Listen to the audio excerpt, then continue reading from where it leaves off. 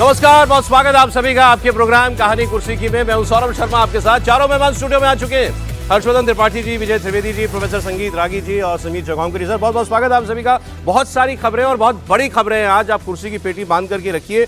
उत्तर प्रदेश में एसआईआर में कितने नाम कटने वाले हैं, कितने करोड़ नाम कटने वाले हैं, इस पर अखिलेश क्या बोले, कांग्रेस पार्टी क्या मायावती जी के साथ एक बार फिर कुछ गठबंधन की कोशिशें कर रही है, इसकी बात हम आपको बताएंगे। दिग्विजय सिंह ने क्या सलाह दी है राहुल गांधी को, और ये भी क्यों कहा कि आप किसी की सुनते नहीं, ये भी आपको बताएंगे। बंगाल में कल खुल के डंके की चोट पे कहा गया अब की बार मुसलमान बनाएगा सरकार, इसकी बात आपको बताएंगे। बिहार में अभी भी चुनाव हुआ, कौन सी पार्टी में बगावत हो गई, कहां गमले उठ रहे हैं, राबड़ी देवी क्या घर खाली कर रही है, सारी खबरें हैं, मजेदार खबरें हैं। शुरुआत लेकिन आज की सबसे बड़ी खबर के साथ करेंगे जिसका नेशनल इंपैक्ट पड़ने जा रहा है, और वो है उत्तर प्रदेश में एसआईआर में फॉर्म जमा करने की तारीख जो थी वो पूरी हो चुकी है। और अब उसके बाद ये खबर है कि यूपी में 2,89,00,000 2.89 करोड़, फिर सुन लीजिए आंकड़ा, ये 2,89,00,000 वोटरों के नाम कटना तय है। ये तो कटेंगे ही, इसके आगे और 1,26,00,000 वोटर ऐसे हैं इनमें से जो यूपी में परमानेंट तौर पर शिफ्ट हो चुके हैं।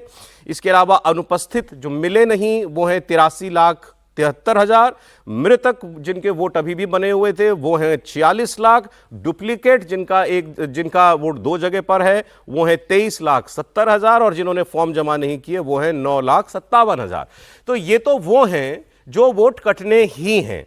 तो अपने आप में यही आंकड़ा, कुल 15,44,00,000 नाम जो वोटर लिस्ट में फिलहाल दर्ज हैं उत्तर प्रदेश की, उसका 18.7% है। मतलब अभी की वोटर लिस्ट में से 18.7% वोट तो कटेगा ही कटेगा। कितना बड़ा आंकड़ा है, जरा इसका आप अनुमान लगाइए। सबसे बड़ी स्टेट है, सबसे बड़ी आबादी है, लेकिन फिर भी 18%, 19% वोट कटना यह एक बहुत बड़ी घटना है। लेकिन इतने भर पे गाड़ी अभी रुकनी नहीं है।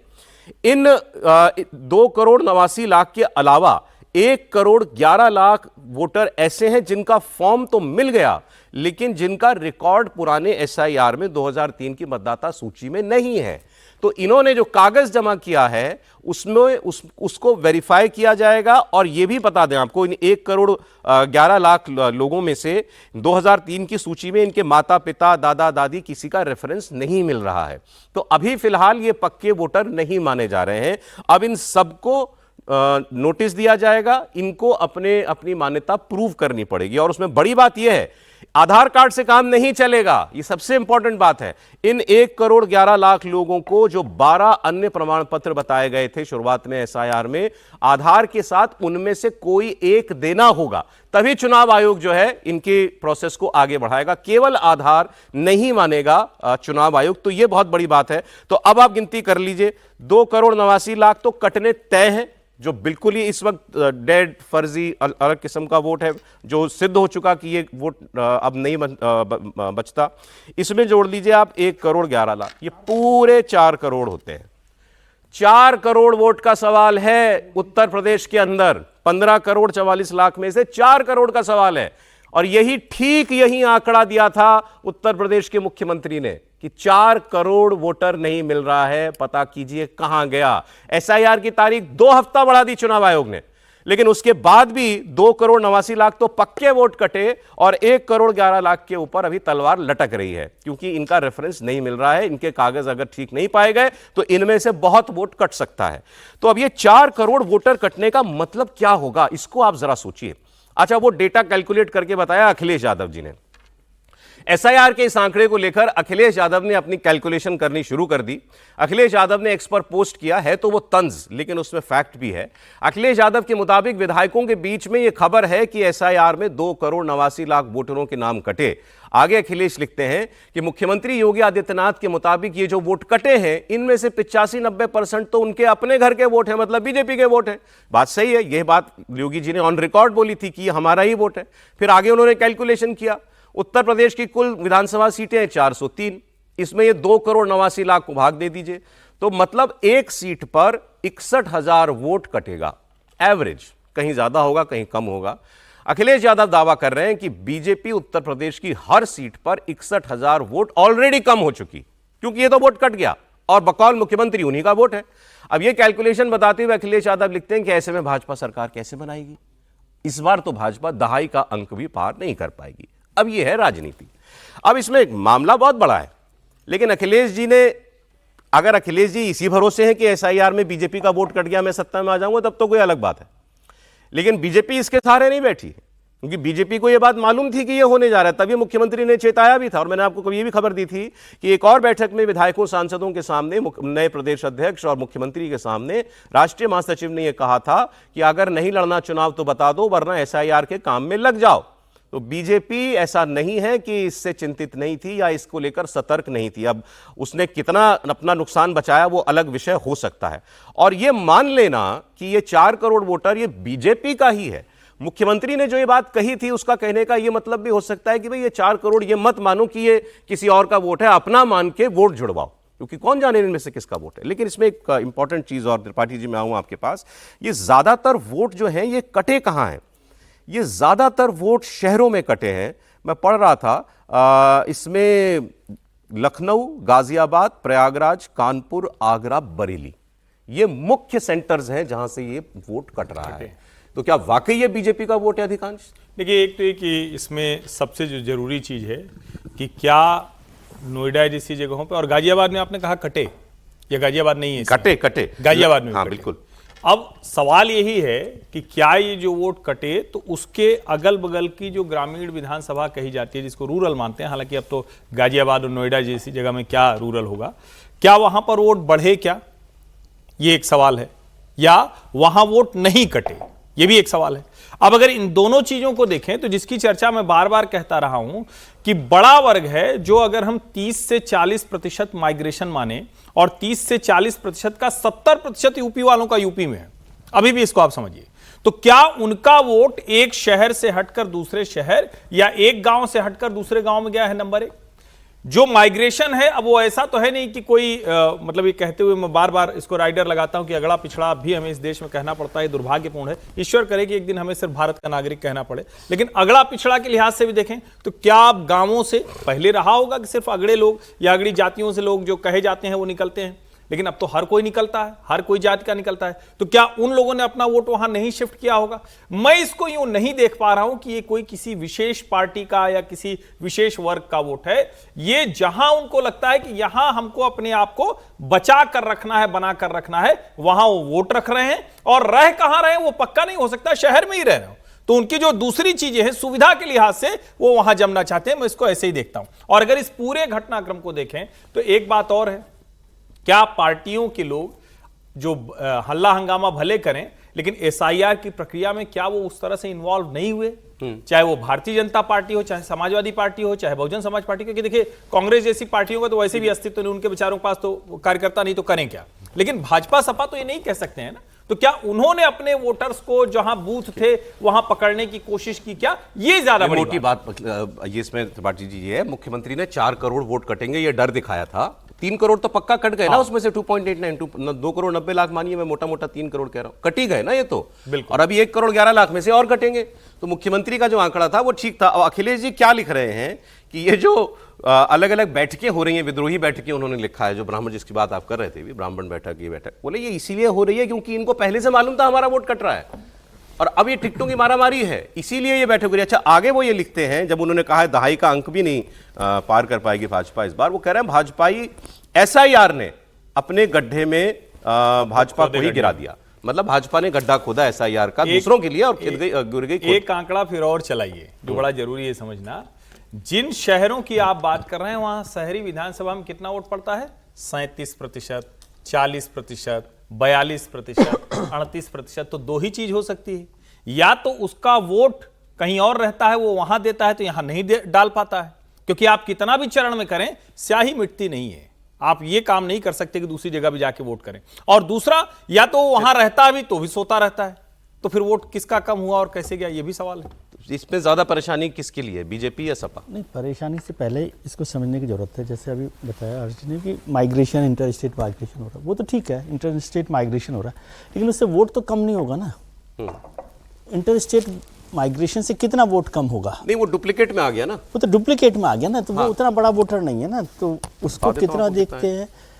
डुप्लीकेट वोटर तो 23 लाख है। तो स्थानांतरित भी है ना, 1 करोड़ 26 लाख सबसे ज्यादा स्थानांतरित है। 26 लाख है, सबसे बड़ा स्थानांतरित है। नहीं तो स्थानांतरित होगा तो वो कहीं तो रहेगा ना सर। स्थानांतरित क्या होता है? स्थानांतरित है कि लखनऊ से वो बरेली आ गया या बरेली से नोएडा आ गया, वही है ना। लेकिन वो रहा तो सही ना वोटर, तो वोटर कम थोड़ी हुआ। नहीं, उसके दो बने हुए थे ना, एक जगह पहले जरूरी बना नहीं था, है ना शिफ्ट कि हो गया, दो दूसरी जगह एक जगह बना लिया मतलब उसने। वही है इसका। हाँ, तो एक तो बड़ी बात वो है कि क्या इतना वोटर कम हुआ है, पहली बात। और वो बीजेपी का है किसका, ये तो अलग, वो तो देखना पड़ेगा कि कौन किसका वोटर कहाँ गया है कहाँ नहीं गया है। और बीजेपी की चिंता मुख्यमंत्री जी ने पहले बता दी, तो इसका मतलब जो चिंता हो रही है कि क्या पार्टी के कार्यकर्ताओं ने नहीं देखा कि उनका वोटर कहाँ पर है कहाँ नहीं है। और इसका मतलब हो गया कि आपने जो हिसाब लगाया 61,000, मैं पिछला 2022 का चुनाव देखा हूँ जिसमें करीब करीब 200 सीटें हैं जहाँ पर विनिंग मार्जिन 50,000 से कम है। वही बात अखिलेश जी कह रहे हैं। तो मतलब सभी लोग शामिल है उसमें। अखिलेश जी कह रहे हैं वो तो ठीक है, अखिलेश जी अपने हिसाब से कह रहे हैं, उनको अपना भी देखना पड़ेगा। लेकिन 50,000 और यदि 4 करोड़ वोट कर लो तो 1 लाख वोट कम हो रहा है हर सीट पर। आपके मुताबिक बीजेपी के ज्यादा परेशानी की बात? बीजेपी के लिए ज्यादा परेशानी इसलिए है क्योंकि बीजेपी सबसे बड़ी पार्टी है, सबसे ज्यादा एमएलए है, सबसे ज्यादा कार्यकर्ता है, सबसे ज्यादा वोटर है। आप बताइए सर। मुझे लगता है भारतीय कांग्रेस जनता के पार्टी तो 4 बहुत ज्यादा करोड़ कम नहीं हो परेशानी की सकते। बात नहीं है सर ये। नहीं है। नहीं, बहुत ज्यादा परेशानी नहीं है क्योंकि भारतीय जनता पार्टी का वोटर बहुत कमिटेड है और भारतीय जनता पार्टी का संगठन जिस तरीके से एसआईआर की प्रक्रिया में इन्वॉल्व हुआ था, जब राष्ट्रीय संगठन महामंत्री बीएल संतोष ने सबको डांट लगाई थी, संगठन लगातार फॉलो अप कर रहा था, तो भारतीय जनता पार्टी लगभग अपने जो कैडर है, जो उनके वोटर्स रहे, आज भी जो फीडबैक है, उसको उन्होंने अपने बेले के माध्यम से लगभग कवर करने की कोशिश की। लेकिन चिंता की बात है, लेकिन अब 4 करोड़ वोटर कम हो रहे हैं और जिसमें आ रहा है कि 2.89 करोड़ का कटना तय है। अब जिसमें डुप्लीकेट है, जिसके अंदर ऐसे भी वोटर्स है कि जिनकी मौत हो चुकी है, 45 लाख वोटर्स की डेथ हो चुकी है, जिसके अंदर 23 लाख डुप्लीकेट वोटर्स है, 1.2 उसने यूपी में शिफ्ट हो गए। चिंता की बात एक है कि 1.1 लाख वोटर्स जिन्होंने फॉर्म भरा है लेकिन उनका मैच नहीं हो रहा है पुराना उससे। 1 करोड़ 11 लाख। हाँ, 1.11 लाख, 1 करोड़ 11 लाख। ये सबसे बड़ी चिंता की बात है कि ये भाई इनका वोटिंग तो उन्होंने पिछले बार चुनाव में की है, अब एसआईआर में इनके डॉक्यूमेंट्स मैच नहीं हो रहे, तो अब ये पार्टी की जिम्मेदारी है कि वो अपने लोगों को आइडेंटिफाइड करे, उनके डॉक्यूमेंट्स तैयार करके वोटर्स लिस्ट में शामिल सर करें। मैं एक लाइन कह दूं, सारी खबर की हवा निकल जाएगी, लेकिन ये बात तय है। बड़ा रोचक सा, मतलब इन्होंने एक्स पर लिखा है हम ही लोगों के उसके इंडिया टीवी के जवाब में कि सर मेरे घर में ही 18 वोट हमने कटवाया है क्योंकि हमारा 2 जगह वोट था। मैं वो बता रहा था, वही बोल रहा था। आप अगर एक नजर से देखें ना तो इस खबर में कोई सनसनी नहीं है। लग रहा है हमें 3 करोड़ 4 करोड़ वोट कट गया। क्यों? मैं क्यों कह रहा हूं ऐसा? चुनाव आयोग क्या कहता है? वोटर कार्ड मेरी जेब में 4 हो सकते हैं, वोट तो एक ही डलता है। ये मानना है ना चुनाव आयोग का। जब राहुल गांधी ने इतने वो बताया, इतने इसके 26 वोट बने, इसके 200 वोट बने एक ही शक्ल पर, तो चुनाव आयोग ने क्या कहा? बने होंगे, दिखा भी रहे हैं, डलता एक ही वोट है। प्रूव ये करो कि क्या एक आदमी ने 2 बार वोट डाला। इसका प्रमाण आज तक नहीं है किसी के पास। तो अगर इसके लिहाज से देख लें तो जो बात ये कह रहे थे कि आदमी ने खुद अपने परिवार में 18 वोट कटा दिया, स्थानांतरित 1 करोड़ 26 लाख, इसके 2 जगह वोट कटे हुए थे, डलता एक ही था, पहले भी एक ही डलता था, आगे भी एक डलेगा। तो उसके बाद वोटर कार्ड 2 थे। अनुपस्थित जो नहीं मिला, कहीं चला गया है, वो छोड़ के ही चला गया, हो सकता है राज्य के बाहर चला गया हो, नो प्रॉब्लम। अब वो वोटर किसी का भी नहीं है, ना इधर का है ना उधर का है। 23 लाख डुप्लीकेट, जो मृत है वो मृत है, जो डुप्लीकेट थे उसके पास भी वही कि भाई 2 बार इसके बने हुए थे वोट, डलता है वोट एक ही है। प्रॉब्लम एक एग्जैक्टली आपने जो कहा, 2 विषय में प्रॉब्लम है। ये 9.5 लाख जिन्होंने फॉर्म जमा नहीं किया क्योंकि ये मिले लेकिन फॉर्म भी गया, इन्होंने वापस नहीं लौटाया, और वो 1 करोड़ 11 लाख, तो मोटा मोटा 1 करोड़ 20 लाख। इसको मैं अपनी नजर से इसको 1 करोड़ 20 लाख, 1.25 करोड़ मान रहा हूं। ये 1.25 करोड़ वोट का सवाल है, ना कि 4 करोड़ वोट। आप सहमत हो? इतना ही आसान होता तो मुख्यमंत्री जी इतना परेशान क्यों होते? पहली बात। दूसरी बात एक और याद कीजिए, जब लोकसभा के चुनाव हुए थे और विधानसभा के चुनाव हुए थे तो भारतीय जनता पार्टी के ही नेताओं ने सबसे ज्यादा शिकायत की थी कि एसपी और दूसरी पार्टियों के जो बीएलओज हैं, उन्होंने उनके वोटर्स के वोट काट दिए। ये उस समय की शिकायत आई थी चुनाव नतीजों के बाद, क्योंकि जब चुनाव नतीजों के बाद रिव्यू होने लगा कि भारतीय जनता पार्टी का कैसे खराब परफॉर्मेंस रहा है, तो उसमें कहा गया कि भाई हमारे जो वोट है वहाँ के जो बीएलओज हैं, जो ऑफिसर्स हैं, वो एसपी के और दूसरी पार्टी के, उन्होंने काट दिए। तो मतलब ये इतना आसान नहीं है जैसा आप हम समझ रहे हैं। मैं ये नहीं कह रहा कि इसमें कुछ गड़बड़ उजाला नहीं हो सकता, लेकिन जितना मुझे लग रहा है कि जितना हम इसको देख रहे हैं उतना बड़ी बात नहीं है। 15 करोड़ में 1.25 करोड़ तो ठीक है सर। देखिए, मुझे तो इसमें कोई गड़बड़ झाला नहीं दिख रहा है। समस्या 3 जगह पर आकर के टिकती है। एक जो 9 लाख के आसपास की जो बात कहें जिन्होंने फॉर्म लौटाया नहीं। दूसरी चिंता उससे बात की है जो मिसिंग है, वो मिसिंग जो है वो 84 लाख का है। 84 लाख, सही। और वो 84 लाख मिसिंग जो है वो कहां गया? वो या तो फॉर्म नहीं लिया या फिर वो कहीं वहां से माइग्रेट कर गया है। नहीं, फॉर्म मिला ही नहीं, अनुपस्थित का मतलब फॉर्म ही नहीं मिला। हाँ, उसको फॉर्म नहीं मिला। तो ये क्यों नहीं उसे फॉर्म मिला? डेथ जिसका हुआ है उसके बारे में तो जानकारी है, 45 लाख। लेकिन जो फॉर्म नहीं, जो मिला ही नहीं, वो ज्यादा इंपॉर्टेंट है। जानबूझ करके नहीं मिला? क्या वो लोग यहां पर रह रहे थे और इसके बावजूद भी उन्होंने फॉर्म रिसीव नहीं किया, फॉर्म नहीं लिया, या उनका डेस्टिनेशन नहीं था? मुझे लगता है यहीं पर जो है वो आकर के टिकती है नजर। तीसरी बात, जो मुस्लिम पॉपुलेशन जो है वो आप देखेंगे कि अर्बन सेंट्रिक है, चाहे वो उत्तर प्रदेश में हो, चाहे वो बंगाल में हो, चाहे वो विलेजेस में कंसंट्रेट नहीं किया हुआ है। जो भी पॉपुलेशन है, चाहे आप गाजियाबाद का ले लें, मेरठ का ले लें, कुछ एक ही गांव होंगे। इसलिए आप देखते होंगे दंगे भारत में गांव में नहीं होते, शहरों में होते हैं, गांव में नहीं होते हैं। क्यों नहीं होते हैं? क्योंकि एक गांव मुस्लिम आबादी की है तो 4 गांव हिंदुओं की है। वो करके जाएंगे कहां? उनको पिटने का डर रहता होता है। शहर के अंदर उनको होते हैं जहां पर उनका मुस्लिम लेकिन सर, मुसलमानों ने वोट खूब बनवा लिया अपने। मैंने कैंप लगा के बने हैं, खूब बने। मैंने क्या कहा? मैंने फिर कहा कि मुसलमानों के वोट न बने, मुझे इसकी मैं थोड़ी कह रहा हूं मुसलमान वोट नहीं दे, बांग्लादेशी मुसलमान वोट न बना पाए, अच्छा, इसकी चिंता भारतीय जनता पार्टी को, काडर को भी करनी चाहिए थी, नेताओं को भी करनी चाहिए थी। बस एक लाइन से जोड़ देना, जो बार बार कह रहे हैं ना कि बहुत ज्यादा भारतीय जनता पार्टी के नेताओं के कहने पर बहुत ज्यादा है, मुझे ऐसा नहीं लगता है। मुझे ऐसा नहीं दिखा है, क्योंकि मैं अपनी इलाके में देख रहा हूं कि हमारे यहां तो मंत्री और विधायक एक बार भी अब नजर ही नहीं आ रहे हैं। देखिए, यूपी जैसी स्टेट का सवाल है, बीजेपी 2 बार से सत्ता में है, 24 का झटका लगा है, और वहां वो सुस्त पड़ जाएगी, और एसआईआर इतनी बड़ी ड्राइव में जो है उसने ध्यान नहीं दिया होगा, ये हो नहीं सकता है। वोट कट जरूर रहा है। अखिलेश जी इस पर प्रसन्न भी हो रहे हैं, देख लेंगे, 1 साल की तो बात रह गई है अभी। और उसमें क्या अखिलेश जी होता को है? तो खुश होना पंचायत, चाहिए। अभी तो पंचायत का चुनाव हो जाएगा ना अखिलेश यूपी जी को में, तो खुश होना चाहिए। पंचायत का चुनाव, वो तो खुशी है, वो तो खुश है। अलग-अलग जाति के, चलिए आगे अगली खबर आपको बताता हूं। अलग-अलग जाति के विधायकों की बैठक में कितने लोग गए? अगली खबर सुनिए आप। उत्तर प्रदेश की सियासत इससे भी जुड़ती है। पहली खबर तो ये कि सीडब्ल्यूसी की मीटिंग हो रही है। आज दिल्ली के अंदर, उसमें सब हैं, सोनिया जी, राहुल जी, सभी प्रियंका जी, सब लोग उसमें होंगे। शशि थरूर भी गए हैं, पहले 2 बार नहीं, शायद नहीं गए, 2 बार नहीं। शशि थरूर भी उसके अंदर गए हैं। अब खबर जो निकल के आ रही है वहां से, वो खबर बड़ी मजेदार है। ये आपके पहले सेगमेंट में पैसा वसूल खबर। सीडब्ल्यूसी की बैठक में दिग्विजय सिंह ने कांग्रेस लीडरशिप पर सवाल उठाए। जी हां, कांग्रेस लीडरशिप पर सवाल उठाए हैं दिग्विजय सिंह ने सीडब्ल्यूसी की मीटिंग के अंदर, और दिग्विजय सिंह ने कहा है कि प्रदेश अध्यक्ष बना दिए जाते हैं, कमेटी नहीं बनती। बिल्कुल मार्के की बात बोली है, प्रदेश अध्यक्ष बना दो, ऊपर टॉप पर बैठा दो आदमी, अरे कमेटी नहीं है और पदाधिकारी नहीं है, यह बात दिग्विजय सिंह कह रहे हैं। और दिग्विजय सिंह ने आगे कहा है कि इससे पहले 19 दिसंबर को एक इन्होंने ट्वीट किया था, वो आपको पढ़ने लायक ट्वीट है, वो मिस हो गया हमसे उस दिन वो, लेकिन आप उसको जरा देखिए। अब 19 अभी तो गई है, 1 हफ्ता पहले। आज सीडब्ल्यूसी मीटिंग में ये बोल रहे हैं वो कि अध्यक्ष बनाते हो, कमेटी नहीं बनाते। और आगे उन्होंने ये 19 तारीख को ये लिखा था, Rahul Gandhi ji like Election Commission of India needs reforms, so does Indian National Congress.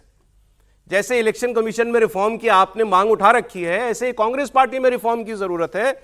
आपको सबसे पहले संगठन सृजन करना होगा। बड़ी कमाल की बात है, एक आदमी जो 15 साल से पार्टी चला रहा है, उससे वो कहा जा रहा है कि संगठन सृजन कीजिए। पढ़ दूं सर, मैं पूरा ट्वीट तो पढ़ दूं। अरे उससे बड़ा ट्वीट आपके पास है दिग्विजय सिंह का आज का ताजा, वो एक देख लीजिए, आपको अरे निकाली तो सही, मैं ये पढ़ता हूं सर। बिल्कुल बिल्कुल।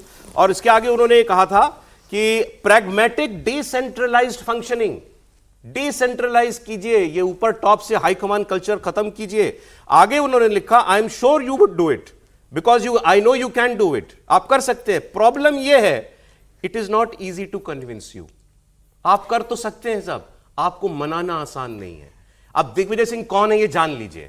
राहुल गांधी के पहले राजनीतिक गुरु अगर किसी को कहा गया तो वो दिग्विजय सिंह थे। पहली बार राहुल गांधी के साथ अगर ये शब्द जुड़ा था ना, इनके राजनीतिक गुरु कौन है, तो वो दिग्विजय सिंह थे। और तकरीबन 8-10 साल तक बहुत खासा प्रभाव उनके ऊपर था। और अंत में लिखते हैं दिग्विजय सिंह जय सिया राम।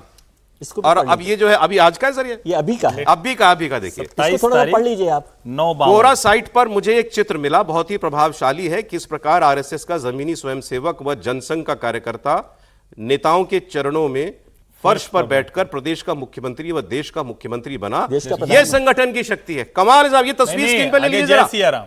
आगे जय इसमें भी वो पिछले में भी लिखा था, कमाल की बात है। ये तस्वीर निकालिए जरा अभी का दिग्विजय सिंह का ट्वीट। अच्छा, ये आपने अच्छा नजर में ला दिया सर। अडवाणी जी के वो कह रहे जमीन पर हैं बैठे नरेंद्र मोदी। अडवाणी जी बैठे हैं कुर्सी पे, उनके सामने बिल्कुल सामने नीचे जमीन पे बैठे हैं नरेंद्र मोदी। और ये दिग्विजय सिंह कह रहे हैं कि मुझे ये चित्र मिला, कितना अच्छा चित्र है कि आरएसएस का जमीनी स्वयंसेवक, एक आम कार्यकर्ता नेताओं के चरणों में फर्श पर बैठा है और प्रदेश का मुख्यमंत्री और देश का प्रधानमंत्री बन गया। यह संगठन की शक्ति होती है। अब क्या कहना चाह रहे हैं दिग्विजय सिंह जी इसके बारे में दिग्विजय सिंह जी ये कहना चाह रहे हैं कि आपके यहां टॉप पे वैकेंसी क्यों नहीं है, कांग्रेस पार्टी में टॉप पे वैकेंसी क्यों नहीं है, क्यों नहीं कार्यकर्ता बन सकता पार्टी का अध्यक्ष, क्यों नहीं कार्यकर्ता बन सकता प्रधानमंत्री का उम्मीदवार। यही मतलब हुआ ना सर इसका, मैं तो यही मतलब निकालता हूं। सारी पीड़ा में एक बात यह भी समझिए कि जब अशोक गहलोत को गांधी परिवार अध्यक्ष बनाकर मुख्यमंत्री सचिन पायलट को बनाना चाहता था तो अशोक गहलोत जी ने मना कर दिया, भैया मुख्यमंत्री कुर्सी ज्यादा पैसा वाली, ज्यादा अच्छी, ज्यादा संपन्नता वाली, ज्यादा प्रभाव वाली। तो दिग्विजय सिंह ने कहा कि मैं भर देता हूं। दिग्विजय सिंह को गो अहेड भी हो गया और उसके बाद दिग्विजय सिंह को मना कर दिया गया कि खरगे जी लड़ रहे हैं। तो दिग्विजय सिंह ने कहा भाई जब खरगे जी लड़ रहे हैं तो मैं नहीं लड़ूंगा। तो खरगे जी लड़े और शशि थरूर लड़े। तो अध्यक्ष बनना चाहते थे दिग्विजय सिंह, जो मतलब एक तरह से कहें तो गांधी परिवार ने ही उनकी राह में अड़ंगा डाल दिया। तो ये दोनों जो बात है, चाहे वो सीडब्ल्यूसी में जो उन्होंने कहा हो या जो एक कोरा के बहाने ये जो अडवाणी जी के चरणों, हाँ नरेंद्र मोदी को याद करना और संघ की प्रशंसा करना, वही जिस संघ के वो धुर विरोधी रहे, बार बार वो कहते रहे। तो ये दोनों चीज बड़ी महत्वपूर्ण है। और क्या जो बार बार कहा जाता है कि कांग्रेस पार्टी अब सस्टेन करने की स्थिति में नहीं है, क्या कांग्रेस पार्टी उधर पहुंच गई है, इसकी बात क्या दिग्विजय सिंह सीधे सीधे कांग्रेस पार्टी की लीडरशिप पर सवाल उठा रहे हैं? सीधा सवाल है सर, मेरा बोले। देखिए, कांग्रेस पार्टी ने पहले भी राष्ट्रीय स्वयंसेवक संघ की प्रशंसा की, ऐसा नहीं है कि पहली बार वो राष्ट्रीय वो ट्वीट, नया ट्वीट निकाल के स्क्रीन पर ले लीजिए प्लीज। लेकिन सबसे ज्यादा यह है कि 2 दिन पहले दिग्विजय सिंह ने कहा था कि बांग्लादेश में जो कुछ भी हिंदुओं के साथ हो रहा है, वह भारत के अंदर जो अल्पसंख्यकों पर अत्याचार जो है वो भारतीय जनता पार्टी और संघ परिवार कर रहा है, उसके कारण उसका प्रतिफलन वहां पर दिखाई दे रहा है। तो एक बात तो हमको किनारे कर देना चाहिए, या ये ध्यान में आए कि दिग्विजय सिंह कोई भारतीय जनता पार्टी की ओर मुड़ रहे हैं, ऐसा नहीं है। ये एक कतई नहीं है। दूसरी बात, निश्चित तौर पर बोलने की बात और है, कांग्रेस पार्टी में सस्टेन कौन करता है। हम लोगों ने देखा है कि ग्रुप ऑफ 20, ग्रुप ऑफ 40 सब निकल करके आए, बोले, लेकिन लड़ाई कितने लोगों ने उसको सस्टेन किया? कौन लड़ने के लिए वहां पर? कांग्रेस वर्किंग कमेटी से लोगों ने बाहर अपने आप का रास्ता निकाल लिया या कांग्रेस वर्किंग कमेटी ने उनको बाहर रास्ता दिखा दिया? एक सेकंड, ये इसका क्लोजअप बना दिए, इसका मैं दिखा देता हूं तब तक। ये देखिए, ये पिक्चर जो है ये ट्वीट की है दिग्विजय सिंह ने, ये दिखा दीजिए जरा एक मिनट। ये बात तो पता तो चले भी, और उसको बात हम दिग्विजय सिंह ये फोटो दिखा रहे हैं। ये देखिए, अडवाणी जी के चरणों में बैठे हैं मोदी जी, और अब इसके बाद कह रहे हैं कि यह है संगठन की शक्ति कि आरएसएस का आम कार्यकर्ता, जनसंघ का आम कार्यकर्ता नेता के सामने अपने लीडर के चरणों में बैठा है, लेकिन वो देश का मुख्यमंत्री और प्रधानमंत्री बन जाता है। एक लाइन जोड़ देना चाहता हूं, 1982 का गया में अधिवेशन था, तब नई पार्टी बन करके आई थी और मैं कोई 12th क्लास का विद्यार्थी था, अपने पिताजी के साथ गया था।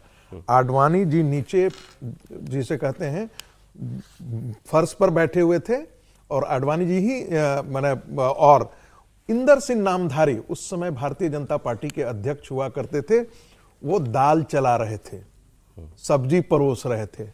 पार्टी का बिहार प्रदेश का अध्यक्ष, बाद में वो छिटक करके चले गए, झारखंड में चले गए, लेकिन मैंने वो अपनी आंखों से देखा है कि प्रदेश का अध्यक्ष जाल चला रहा है, पानी चला रहा है, सब्जी परोस रहा है, और पार्टी का वरिष्ठ नेता ब्रेक का समय हो गया, लेकिन इस पर हम आगे कंटिन्यू करेंगे चर्चा। मेरा सवाल सीधा सा है, दिग्विजय सिंह ने आज जो अंदर पार्टी में कहा कि आप प्रदेश अध्यक्ष बनाते हो, कमेटियां नहीं बनाते, जो उन्होंने पहले ट्वीट पे कहा कि कांग्रेस को रिफॉर्म्स की जरूरत है, राहुल जी आप सुनते नहीं है, फिर आज ये ट्वीट करना कि मोदी देख लो कहां से कहां पहुंच गया, ये संगठन, ये आरएसएस और बीजेपी की ताकत है कि कार्यकर्ता पहुंच सकता है। ये बड़ा ऊर्जा का संचार हो गया है हमारे स्टूडियो में अचानक दिग्विजय सिंह जी का ट्वीट देख करके, क्योंकि राजनीति की खबरों में एक तो मतलब मजा भी आता है, इंपॉर्टेंट भी होती है। अब दिग्विजय सिंह ने जो बोल दिया है, सीडब्ल्यूसी की मीटिंग चल रही है, ये पिक्चर पोस्ट की दिग्विजय सिंह ने और कहा है कि ये है आरएसएस की ताकत, नरेंद्र मोदी अपने नेता के चरणों पे फर्श पे बैठे हैं और उसके बाद प्रदेश के मुख्यमंत्री और देश के प्रधानमंत्री बन जाते हैं। ये संगठन की शक्ति होती है,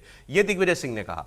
आज दिग्विजय सिंह ने CWC में कहा, आप लोग क्या करते हैं, हम लोग मतलब कांग्रेस पार्टी क्या करती है, प्रदेश अध्यक्ष बना दो। नीचे है संगठन, कुछ नहीं, नीचे कोई नहीं, प्रदेश अध्यक्ष बना दो, एक मूर्ति बैठा दो, वो देखेगा, जो करेगा अपनी मनमर्जी करेगा। ये सवाल दिग्विजय सिंह ने उठाया। 19 तारीख को ट्वीट करके बोला था, संगठन बनाइए, राहुल गांधी को टैग करके लिखा था, संगठन का सृजन कीजिए राहुल जी, आप कर सकते हैं, लेकिन आप किसी की सुनते नहीं है। ये दिग्विजय सिंह कह रहे हैं। मैं कह रहा हूं, मेरा अपना मानना है, यहां ब्रेक में भी यही बहस कर रहे थे कि दिग्विजय सिंह की लगातार इन बातों को कहने का क्या मतलब। मैंने आपको बताया, ये पहले राजनीतिक गुरु थे राहुल गांधी के। क्या ये राहुल गांधी को चुनौती दे रहे हैं? सबने कहा नहीं। मैं भी थोड़ा सा पीछे हटता हूं, चुनौती नहीं, लेकिन मैं ये मानता हूं कि दिग्विजय सिंह को अब ये लग रहा है कि कुछ तो हो पार्टी का, कुछ तो बदलो। जो सिस्टम काम नहीं कर रहा उसको बदलो, जो आदमी काम नहीं कर रहा उसको बदलो, जो प्रॉब्लम मालूम है उसको ठीक करो।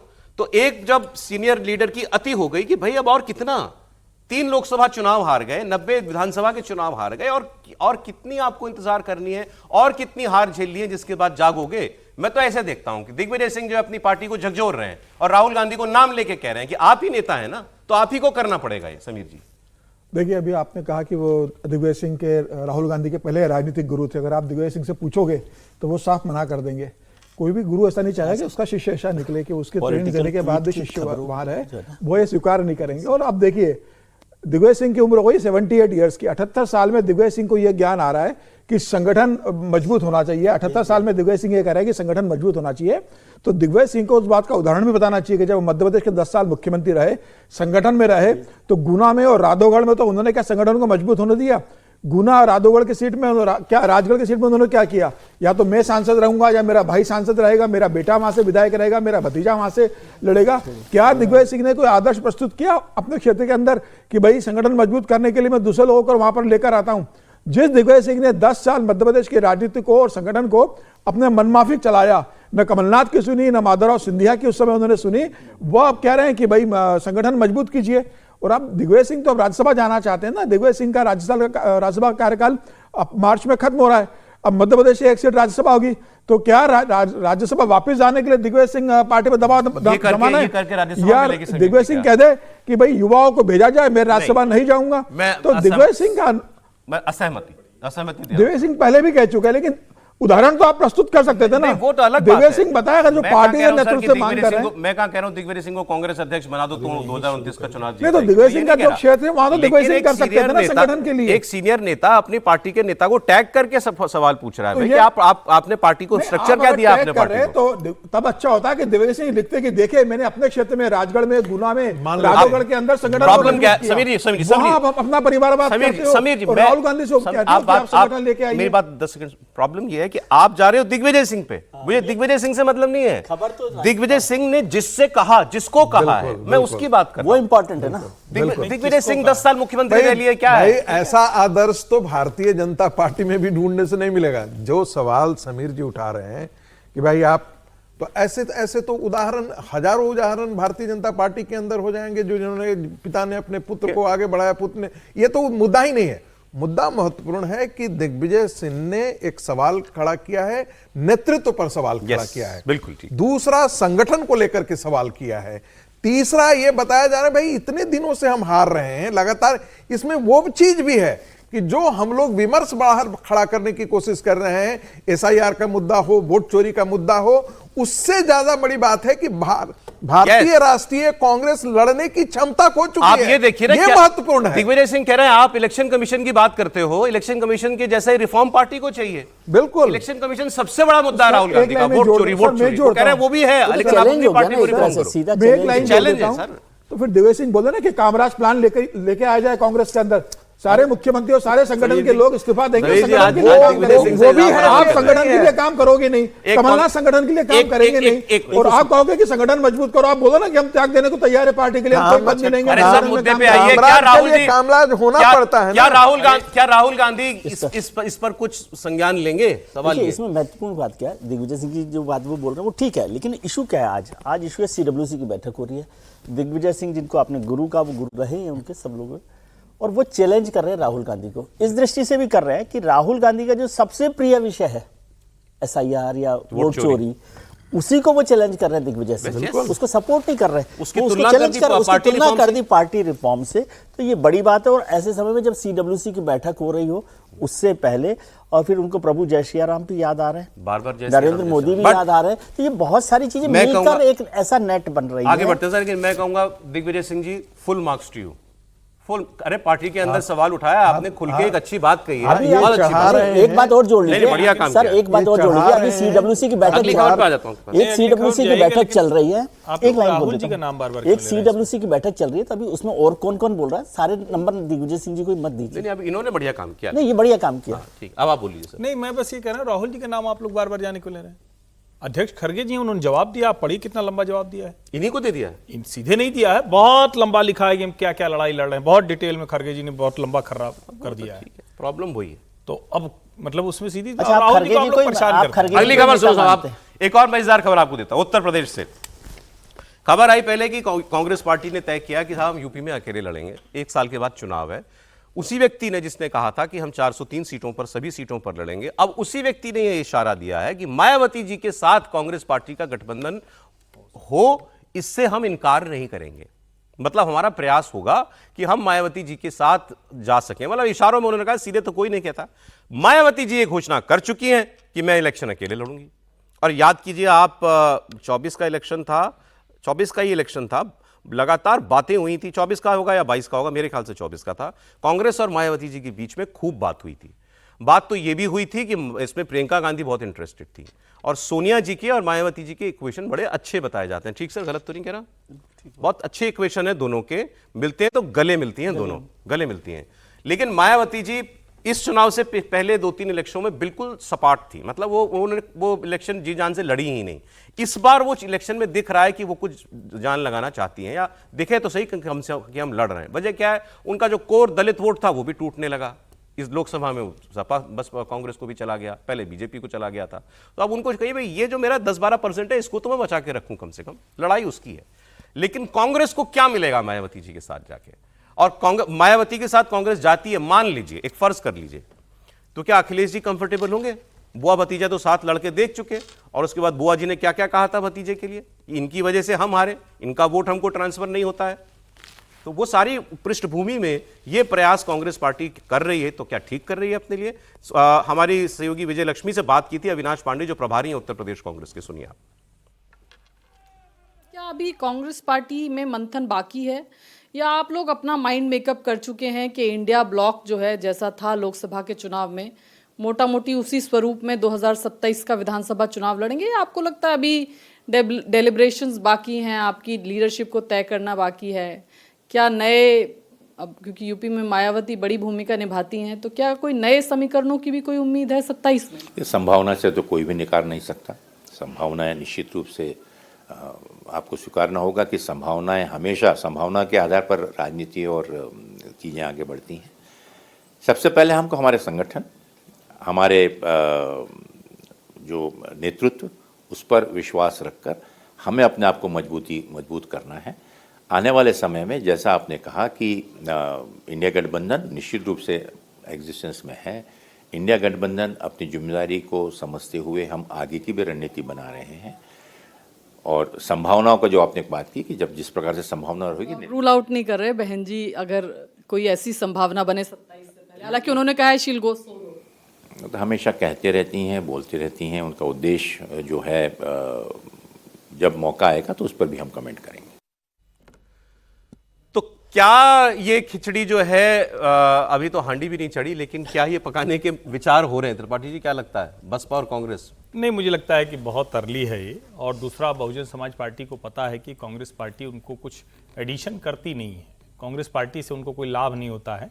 वो पुराने चुनाव से, जब पहली बार उनका हुआ था तब भी उनको बहुत अच्छे से याद है। तो मुझे लगता है कि ये सिर्फ एक पॉलिटिकल स्ट्रेटेजी जैसा है। कांग्रेस को भी पता है, तो शायद वो सीटें थोड़ा अच्छी मिल जाएं, थोड़ा बार्गेन करते वक्त थोड़ा ठीक रहे। मैं इसको बस ऐसे ही देख पाता हूं, क्योंकि मायावती को बहुत अच्छे से पता है कि उनकी जो अभी पार्टी की स्थिति है, उसमें जब तक वो अपनी ताकत नहीं दिखाएंगे, या हो सकता है कि अंतिम समय में जब उनको लगे कि बहुत हमारी ताकत बढ़ रही, अगर थोड़ा सा कांग्रेस का वोट जुड़ जाए तो हम कुछ ताकत में आ जाएंगे, तब भले करें। लेकिन मायावती फिलहाल किसी के साथ नहीं जाने वाली। मायावती आपको लगता है इलेक्शन में अकेले ही जाएंगी सर? आमतौर पर इलेक्शन वो अकेले जाती हैं, यदि करना भी होता है तो पोस्ट पोल वो अलायंस देखती हैं, लेकिन कांग्रेस और लोकसभा लड़ी है मिलकर मेरे ख्याल से हाँ, विधानसभा अभी तो लोकसभा हाल में तो लड़ी नहीं उनके साथ, लड़ी। विधानसभा नहीं लड़ी, लेकिन कांग्रेस और बीएसपी का यदि वोट कॉम्बिनेशन देखें तो वो एक बेहतर वोट कॉम्बिनेशन हो सकता है। लेकिन मायावती जी कांग्रेस के साथ जाएंगी, मुझे पता नहीं, आज तो सैटरडे है तो ईडी का दफ्तर बंद है, लेकिन कई बार तो खुलता भी है। ये तो आप गलत, माने इसको कहते हैं ना, नहीं, जो ईडी का नहीं दफ्तर है वर्किंग वो डे में कह रहे हैं तो- बीजेपी जाने देगी क्या मायावती जी को कांग्रेस के साथ? नहीं, अगर वो चाहें भी तो। नहीं, नहीं, मैंने बीजेपी की बात नहीं, मतलब वैसे एक मैंने खबर कर- बता रहा मैंने हूँ, कर दी, आपने सर। कहा ठीक। नहीं, ये अच्छा तंज कर रहे हैं। इससे जो चुटीला व्यंग है ना, उनका कहने का मतलब है कि भारतीय जनता पार्टी ईडी का प्रयोग करके मायावती को भारतीय जनता पार्टी के खिलाफ होने से मना कर देगी। ऐसा है नहीं, उनका अपना कोर वोट बैंक है, और वो निश्चित तौर पर मुझे लगता है कि ये यदि कॉम्बिनेशन होता है, जो आपने कहा ना कि इससे कांग्रेस पार्टी को फायदा नहीं हुआ, मुझे लगता है कि अखिलेश के साथ जाने से ज्यादा बेहतर रिजल्ट जो होगा कांग्रेस पार्टी के लिए कि वो मायावती के साथ जाए, क्योंकि दलित मुस्लिम कंबाइन जो है उनका कोर वोट था, ओबीसी उनका कोर वोट नहीं था। कांग्रेस पार्टी का कोर वोट ओबीसी नहीं रहा है, और खास करके मंडल कमीशन के बाद तो वो एकदम ही पूरी तरीके से बिदक गया था। तो वो कोर वोट जो है वो कांग्रेस पार्टी के पास रिटर्न होकर के आ जाए, इसकी दूर दूर तक संभावना नहीं होती है। इसलिए नहीं हो रही है क्योंकि एक तरफ तो अखिलेश यादव है, दूसरी तरफ ओबीसी से भी बहुत बड़े बड़े नेता जो है वो भारतीय जनता पार्टी के पास भी है। तो उत्तर प्रदेश की राजनीति में मुझे नहीं लगता है कि मायावती से बेहतर कांग्रेस पार्टी के पास विकल्प होगा। ठीक है। क्या मायावती तैयार होती है इसके लिए, ये देखना है। आगे और बढ़ते हैं। कांग्रेस आगे- भी तो एक्सप्लोर कर रही होगी, हो सकता है कि अखिलेश जी अकेले लड़े, तो कम से कम ये भी तो देखना चाहिए। आप केवल मायावती जी पर जा रहे हैं। नहीं, इंटरेस्टिंग बात है कि क्या अखिलेश जी ने दरवाजे बंद कर बंद दिए करने तो कांग्रेस वाले- दूसरा या संभव- दरवाजा हाँ, ढूंढ रही वो है। देख रहे हो कि भाई Maybe, क्या पता ऐसा maybe। हो जाए। क्योंकि कांग्रेस ने ये कहा ना हम अकेले लड़ेंगे, तो कांग्रेस को अकेले लड़के क्या मिलेगा ये सबको मालूम है। तो सवाल यही है, बिल्कुल ठीक कहा उन्होंने कि अखिलेश जी ने क्या क्या क्या communicate कल किया ही है बताया कांग्रेस था को। ना कि 387 सीट पर कांग्रेस का जमानत जब्त हो गया था उत्तर प्रदेश सर, अगली में। खबर जल्दी जल्दी, कुछ इंपॉर्टेंट मतलब मजेदार खबरें हैं। बिहार की बात आपको बताता हूं। बिहार में लड़ाई है बंगले की, चुनाव तो हो गया, अब बचा है बंगला, और नेता के लिए बंगला बच्चे जितना प्यारा होता है। गलत नहीं सर, जहां गलत बोलूं प्लीज चेक कर दीजिएगा मुझे। नहीं, बच्चे कहाँ प्यारे होते हैं, सब जगह तो चले गए हैं। आप जिस बंगले की बात कर रहे हैं वहाँ बच्चे ही तो अलग अलग हो गए, बंगला ज्यादा प्यारा है। बंगला ज्यादा प्यारा होता है। तो हुआ क्या, राबड़ी जी को बंगला खाली करने का आदेश मिल गया। राबड़ी जी का बंगला जिसमें वो कई साल से रह रही थी, 10 सर्कुलर रोड वाला, वो बंगला जो है मुख्यमंत्री के बंगले से सटा हुआ है। भाई कॉमन 4 दीवारी है, ऐसा बताया गया मुझे।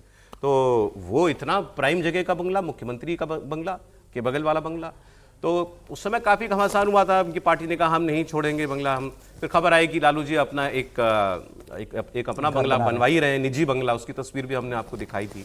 कल रात को कुछ हलचल हुई, कुछ गाड़ियां निकलनी शुरू हुई उसी राबड़ी जी के आवास से। यहाँ रहते हैं लालू जी, राबड़ी जी। उनके जब बेटियां आती हैं तो वो भी यहीं आती हैं। तेजस्वी जी को अपना बंगला अलॉटेड है, लेकिन वो भी ज्यादा समय यहीं रहते हैं। तो यही परिवार का गढ़ यही है। तो ये रात को गाड़ियां निकलने लगी, ट्रक, मिनी ट्रक वगैरह, इसमें गमले अमले लदे हुए थे, कुछ पौधे वौधे थे, वो निकलने लगे। तो ये हलचल हो गई कल शाम से कि खाली कर रही हैं घर, खाली कर रही हैं राबड़ी जी, लालू परिवार घर खाली कर रहा है। फिर ये सफाई आई कि नहीं, घर खाली अभी नहीं कर रहे हैं, कुछ सामान शिफ्ट किया है। खबर ये आई कि तेजस्वी जी अपना सामान लेके वो अपने बंगले में चले गए, उन्होंने पूरा शिफ्ट कर दिया।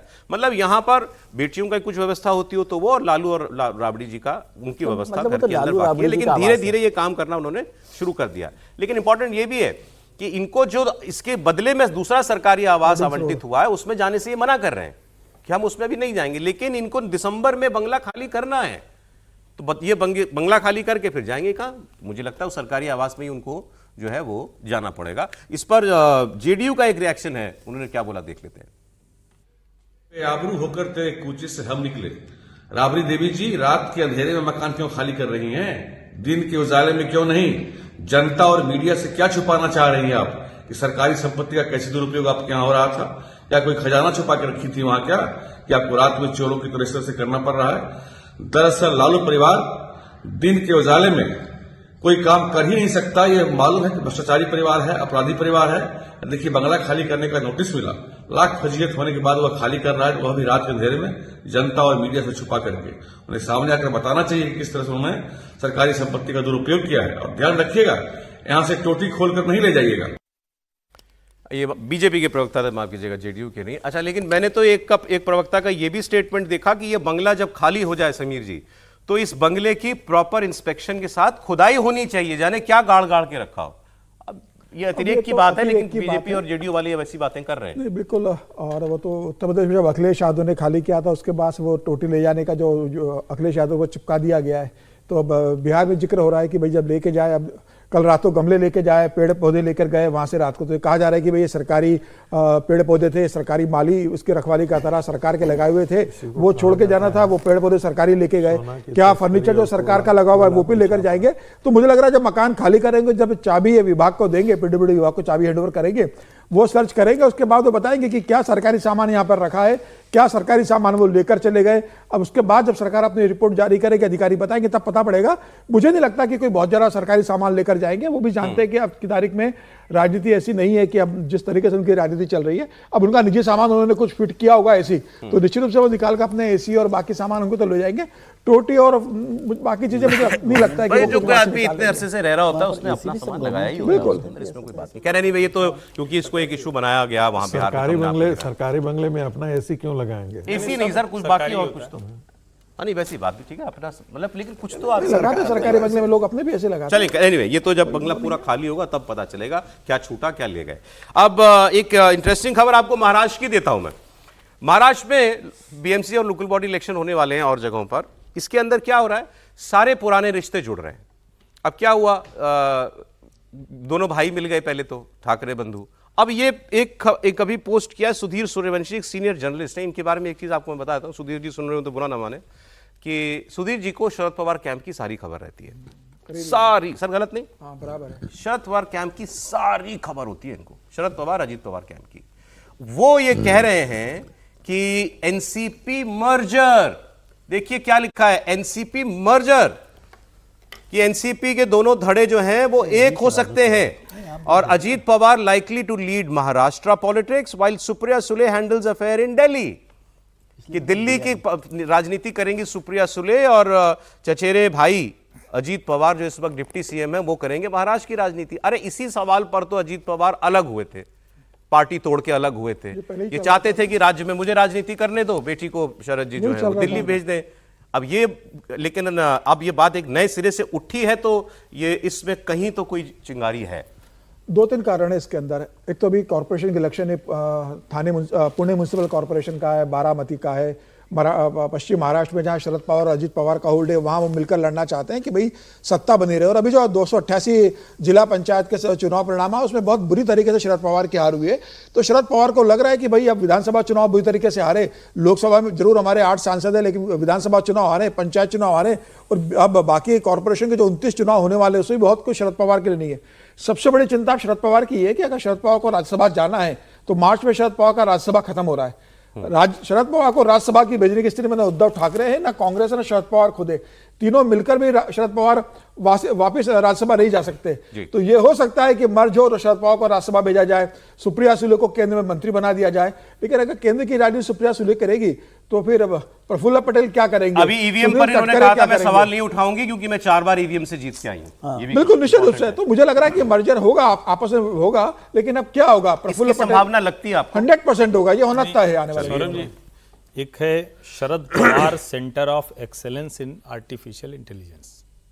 कल उसका मतलब एकदम मराठी में कहें तो श्री गौतम अडानी यांचे शुभ हस्ते, यानी श्री गौतम अडानी जी के शुभ हाथों से माननीय खासदार श्री शरद चंद्र जी पवार, उसके बाद विश्वस्त श्री अजीत पवार, सुप्रिया सुले और सुनीत्रा पवार कल रविवार पुणे में सब लोग शामिल होंगे। तो गौतम भाई ने कहा कि भाई चाचा भतीजे लड़ना बंद करो, और ये लोग मान गए। इसमें कौन सी बात है? साहब ने तो गौतम भाई का हाथ तब नहीं छोड़ा जब राहुल गांधी ने बस वही मैं कह रहा सारा हूं। मुद्दा उठा रखा था। उनके कहने पर ये दोनों हाथ भी साथ आ गए ना। सर एक ब्रेक का समय हो रहा है, जाते जाते एक बयान सुना दीजिए, आपको इस पर भी आनंद आएगा। चंद्रबाबू नायडू, देखिए लगातार एक चीज हो रही है सर, इस पर कितना पैसा देंगे? इस पर अभी देखिए तो मजा आया तो उसकी बात है ना। दक्षिण की राजनीति हिंदुत्व की करवट ले रही है, इस बात को अभी बात करते हैं। बिल्कुल, दक्षिण की राजनीति हिंदुत्व की करवट ले रही है। चंद्रबाबू नायडू ने पहले भी कई बयान दिए हैं, एक ये बयान सुनिए। इन्होंने कहा हॉलीवुड के हीरो नहीं, अपने हीरो की बात करो, बच्चों को अपने हीरो बताओ। और क्या बोले? राम और उसके बाद बोले कि हनुमान जी सुपरमैन से बहुत ताकतवर हैं, अर्जुन वो आयरन मैन से बहुत शक्तिशाली है। आयरन मैन से सुनिए, राम और कृष्ण के बारे में भी बोला। చెప్పాల్సిన బాధ్యత మన పైన ఉంది. మన హనుమంతుడు బలవంతుడని చెప్పాల్సిన బాధ్యత మన పైన ఉంది. బ్యాట్మ్యాన్ ఐరన్ మ్యాన్ కంటే మన అర్జునుడు గొప్ప యోధుడని వివరించవలసిన బాధ్యత మన పైన ఉంది.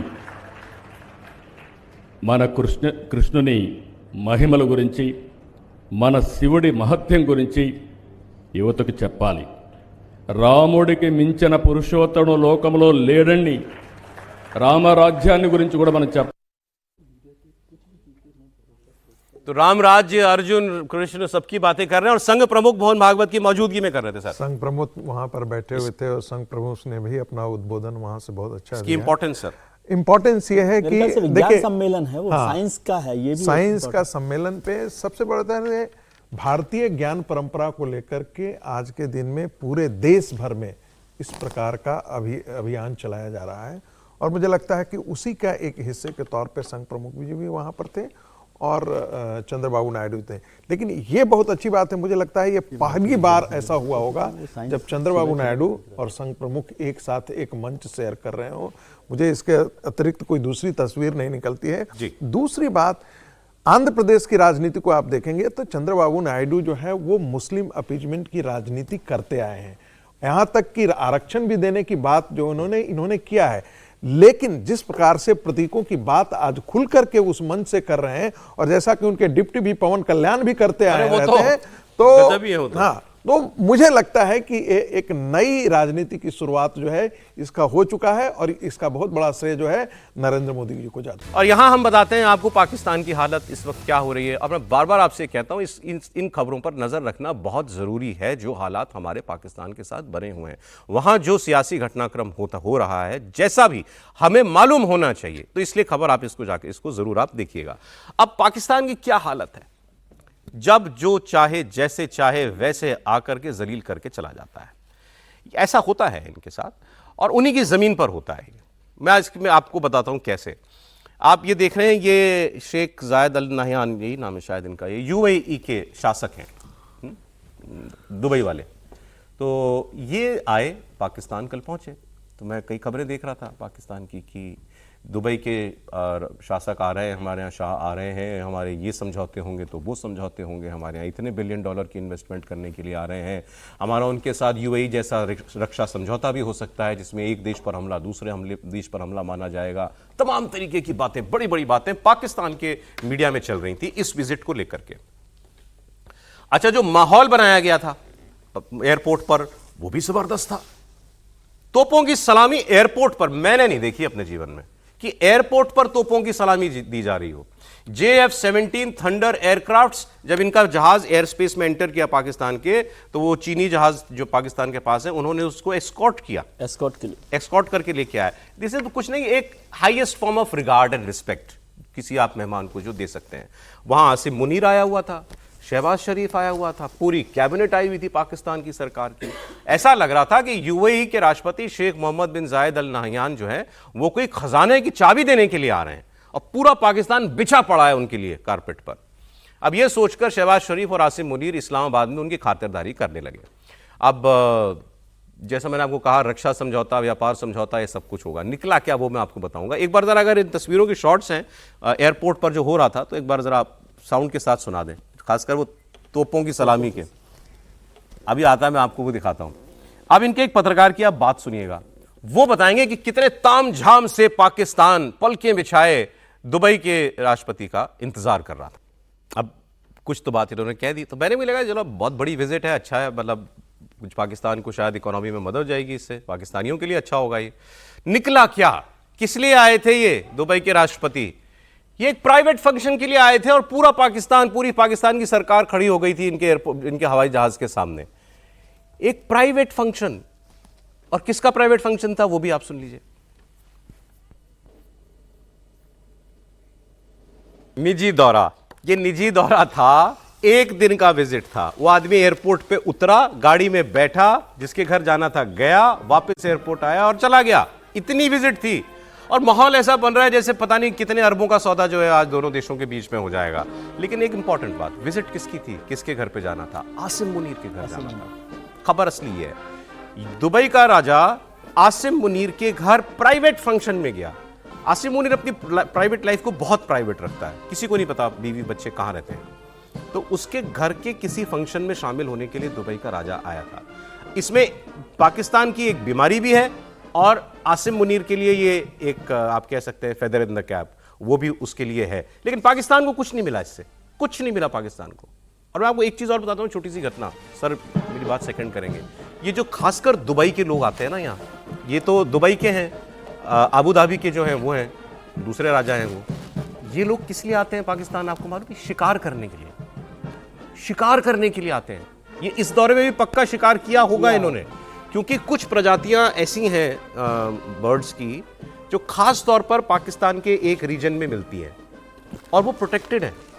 लेकिन इनके लिए वो नियम सारे भुला दिए जाते हैं, क्योंकि इनके शहंशाहों के शौक पूरे कराने के लिए, इनको शिकार कराने के लिए जंगल में जाके वो तीतर या बटेर जो भी होते हैं खास किस्म के, वो इनको मारने होते हैं। तो एक कुछ घंटों के लिए ये आदमी आया था और माहौल ऐसे बना दिया कि दुनिया लूट लिया। सर ये बड़ी बात, इसको इस नज़रिए से देखें, आपने जो कहा बिल्कुल ठीक है, लेकिन ये बता रहा है कि आसिम मुनीर की ताकत पाकिस्तान में क्या है। बिल्कुल ये ठीक बात है। मतलब आसिम मुनीर के निजी फंक्शन में उनका आना ये बड़ी बात है, इसको आप इस तरह से मत देखिए। और दूसरा, शहबाज शरीफ साहब भी, उनको तो पता ही है ना, ऐसा तो है नहीं कि उनको पता नहीं था।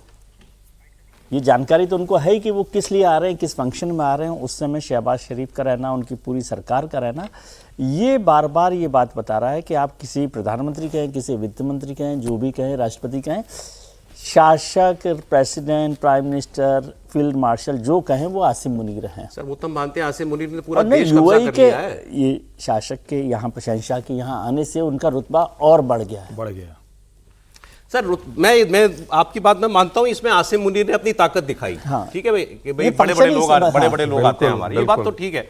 आसिम, यूएई के और पाकिस्तान के रिश्ते बहुत अहम हैं। हमारी तरह इनके भी लाखों लोग वहां पे काम करते हैं। हाँ। वो घर पैसा भेजते हैं, पाकिस्तान की इकोनॉमी में बहुत बड़ी मदद होती है उससे। लेकिन यही वो देश है जिसने भी बहुत सारे भिखारी भी लौटाए थे, बहुत सारे क्रिमिनल्स भी जो वापस करता है यूएई। ये वही यूएई है जिसने अभी 1 महीना पहले पाकिस्तान के वीजा बैन कर दिए थे। और पाकिस्तान के विदेश मंत्री ने स्टेटमेंट दिया था अपनी पार्लियामेंट के अंदर, अभी तो वीजा बैन किया है, वो तो पासपोर्ट बैन करना चाह रहे थे। पासपोर्ट बैन कर देते तो अभी तो हमारे ऑफिशियल्स और डिप्लोमेट्स तो जा पाते हैं, वो भी नहीं जा पाते। ये भी हकीकत है। लेकिन हां, अब एक आदमी जिसने पूरा देश कब्जा लिया, वो एक देश का, ये दुबई के राजा है, वो पाकिस्तान का राजा, फर्क क्या है? तो एक देश के राजा ने दूसरे देश के राजा को बुलाया, मेरे घर में शादी है साहब आ जाओ, वो आ गया उठ करके। मैं तो ऐसे ही देखता हूं सर इसको। नहीं देखिए, दोनों में थोड़ा सा अंतर है। ये यहाँ का एक फील्ड मार्शल है और वो वहाँ का एक राजा है। मतलब जिसको कहते हैं ना कि वो एक सॉवरेन प्रिंस है वहाँ का, और ये सॉवरेन नहीं है। आप टेक्निकली भी देखें तो प्रैक्टिकली है कि नहीं है? नहीं, प्रैक्टिकली होना और बात है, लेकिन टेक्निकली बात और है। प्रैक्टिकली जो है वो सॉवरेन है, ये वो स्थिति, वो उसका दर्जा नहीं है। मुनीर के हाथ में पूरे पाकिस्तान की सत्ता है, पूरी पाकिस्तान की ताकत है, और वो आज के दिन में प्रैक्टिकली जिसे कहते हैं ना, सर्वोसर्वा है। एक डिजूरे वर्कड होता है, एक डिफैक्टो वर्कड होता है। डिफैक्टो यही है, डिजूरे जो कोई और है, लेकिन वो तो डिजूरे और डिफैक्टो दोनों है। आप कह रहे हैं भाई बड़ी बात है आसिम मुनीर का स्टेटस। मैं इससे होगा क्या कि आसिफ मुनीर का जो रुतबा है पाकिस्तान के अंदर, वो है उसकी ताकत बढ़ जाएगी। हो सकता है उसने वो रुतबा दिखाने के लिए किया हो कि मेरे घर में भी आते हैं, तो जाए। हालांकि ऐसा नहीं है कि ये इसी के घर गए हैं। ये जो है इसी साल आए थे पहले, और नवाज शरीफ के घर भी गए थे। ऐसा भी एक बार ये कर चुके हैं। लेकिन सारी बातों का जवाब एक पाकिस्तानी दे दिया। मुनीर में भी फर्क है ना। नवाज शरीफ तो अपोजिशन का लीडर था सर। नहीं, लेकिन वो प्राइम मिनिस्टर रहे। नवाज शरीफ तो लीडर है, आप समझिए। मैं मान ली बात। आसिम मुनीर के साथ हम सारे एक ही बात कह रहे हैं। मैं ये कह रहा हूं, आप आसिम मुनीर को जिन्होंने डिफैक्टो शब्द किया, मैं कहता हूं वो practically for all purposes Pakistan का राजा है। आसिम मुनीर तो एक और राजा ने उनको बुलाया था ना डिनर पर। अमेरिका के राष्ट्रपति जब उसको बुला रहे, सम्मान दे रहे हैं, तो अमेरिका के राष्ट्रपति ही बात को मानकर चल रहे हैं कि पाकिस्तान की असली ताकत आसिम मुनीर के पास है। बिल्कुल, वो राजा है वहां का। और आज अगर यूएई के वहां राजा जा रहे हैं तो जान के जा रहे हैं कि अगर मुझे पाकिस्तान से कुछ भी काम करवाना है तो वो आसिम मुनीर के साथ ही होना है, और इसके बाद मुझे उससे संबंध बना के रखना है। लेकिन क्या औकात है पाकिस्तान नाम की, मैं क्यों इंडिविजुअल की बात करूं, पाकिस्तान नाम की, ये एक पाकिस्तानी आपको बता देगा। इसी विजिट पे सवाल पूछा गया एक पाकिस्तान के आम आदमी से, उसने कहा मैं सारे ये देश जाके देख चुका हूं, सऊदी, यूएई, सब मैंने कतर पतर सब देखे हुए हैं, और वो बता रहा है कि हमारे साथ वहां क्या होता है और हिंदुस्तानियों के साथ क्या होता है। सुनो आप, केस डिसमिस। अब इसके बाद क्या, त्रिपाठी जी, इसके बाद इस कमेंट वीडियो अब को तो इस देखिए, वीडियो मैं को आपके- जुगा करके रखिएगा। नहीं, इस इसके बाद वीडियो को कमेंट बहुत की जरूरत जरूरी- नहीं है। अब आपकी सारी बातें हो ही गई सचमुच, अब इसके बाद लाजवाब कर दिया उस भाई ने। लेकिन आपने कहा कि वो बताइए वहां से तो भिखारियों को भी भगाया जा रहा है पाकिस्तानी, और शहबाज शरीफ, तो भाई कहाँ भगाया शहबाज शरीफ को? नहीं भगाया। इतनी बड़ी बात हुई, आप लोग उसकी चर्चा ही नहीं कर रहे हैं। आप तो कह रहे थे भिखारियों को भगाया जा रहा है, नहीं भगाया गया ना शहबाज शरीफ को। देखिए आज मिले, अच्छे से मिले, वो सब ठीक है। देखिए, पहले शहबाज ही मिला। पाकिस्तान मुल्क के तौर पर एक मजाक बन गया है।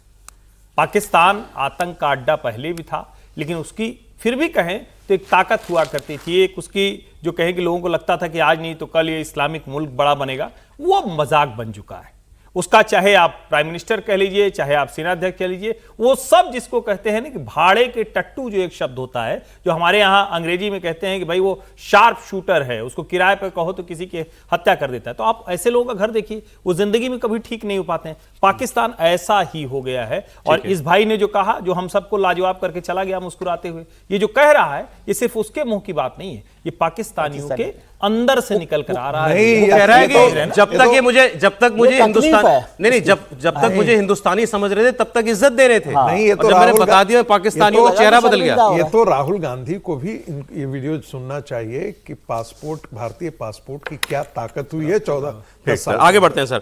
पाकिस्तान में जो दूसरा तमाशा चल रहा है, मुझे अब लगभग कोई शक नहीं है कि पाकिस्तान के अंदर एक सिविल वॉर जैसे हालात बन गए हैं, और ये कोई टीटीपी बलोचों की वजह से नहीं होगा, ये इमरान खान की वजह से होगा, और देर सवेर होगा। कल मैंने सर कुछ भी नहीं तो मतलब 50-60 वीडियोस देखे और सुने लोगों के इनकी, क्योंकि हुआ क्या था, इमरान खान ने ये ऐलान किया जेल से अपने लॉयर के थ्रू और बहन के थ्रू कि प्रदर्शन करो, निकलो। इसके बाद इन्होंने सरकार से पहले कहा कि हम आ रहे हैं, हम प्रदर्शन करना चाहते हैं। तो ये जो इनके एकमात्र जो अभी इस वक्त एक युवा नेता चीफ मिनिस्टर बचे हैं, सोहेल अफरीदी, ये पेशावर से निकले और लाहौर जाने के लिए निकल गए। रास्ते भर इनका खूब स्वागत होता रहा, बहुत लोग कार्यकर्ता इनको मिलते रहे। फिर ये फाइनली लाहौर पहुंचे। फिर ये लाहौर में शहबाज शरीफ की सरकार है, मतलब मरियम नवाज शरीफ की बेटी वहाँ की मुख्यमंत्री हैं। वहाँ घुसते ही माहौल बदल गया इनके लिए। अब जब ये गए पंजाब असेंबली में, पहले कि मैं अपने वहाँ के विधायकों से मिलूँ, अपने सांसदों को बुलाया हुआ था उनसे मिलूँ, वहाँ इनके साथ धक्का मुक्की हो गई चीफ मिनिस्टर के साथ। मतलब चीफ मिनिस्टर की सिक्योरिटी और जो विधानसभा की सिक्योरिटी थी वो लड़ पड़ी आपस में। ऐसे रिश्ते हैं इन दोनों के, दुश्मनी।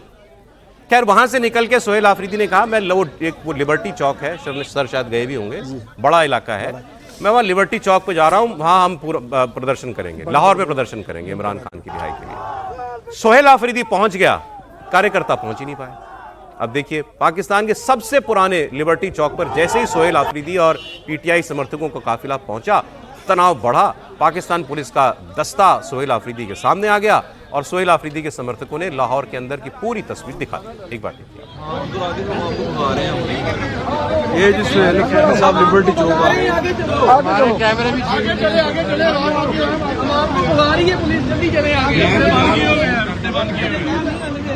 हुआ ये कि अंत में वहां कोई खास कार्यकर्ता नहीं पहुंच पाए। माहौल खूब बनाया इमरान खान के लोगों ने, लेकिन वहां पर कुछ खास हुआ नहीं। लेकिन एक अंदर की बात पता चली, इमरान खान की पुरानी सरकार में रहे एक मंत्री ने जो टीवी पे बोली, इनका नाम आपने खूब सुना होगा, ये हमारे चैनलों पे भी कभी कभी इंडियन चैनल्स पर फोन पर बात करते हैं, फवाद चौधरी। ये देखिए, ये धक्का मुक्की हो रही थी पंजाब असेंबली में, ये उसकी तस्वीरें ये हो रहा था। अब फवाद चौधरी ने एक बड़ी ही मजेदार बात कह दी, बहुत ही मजेदार।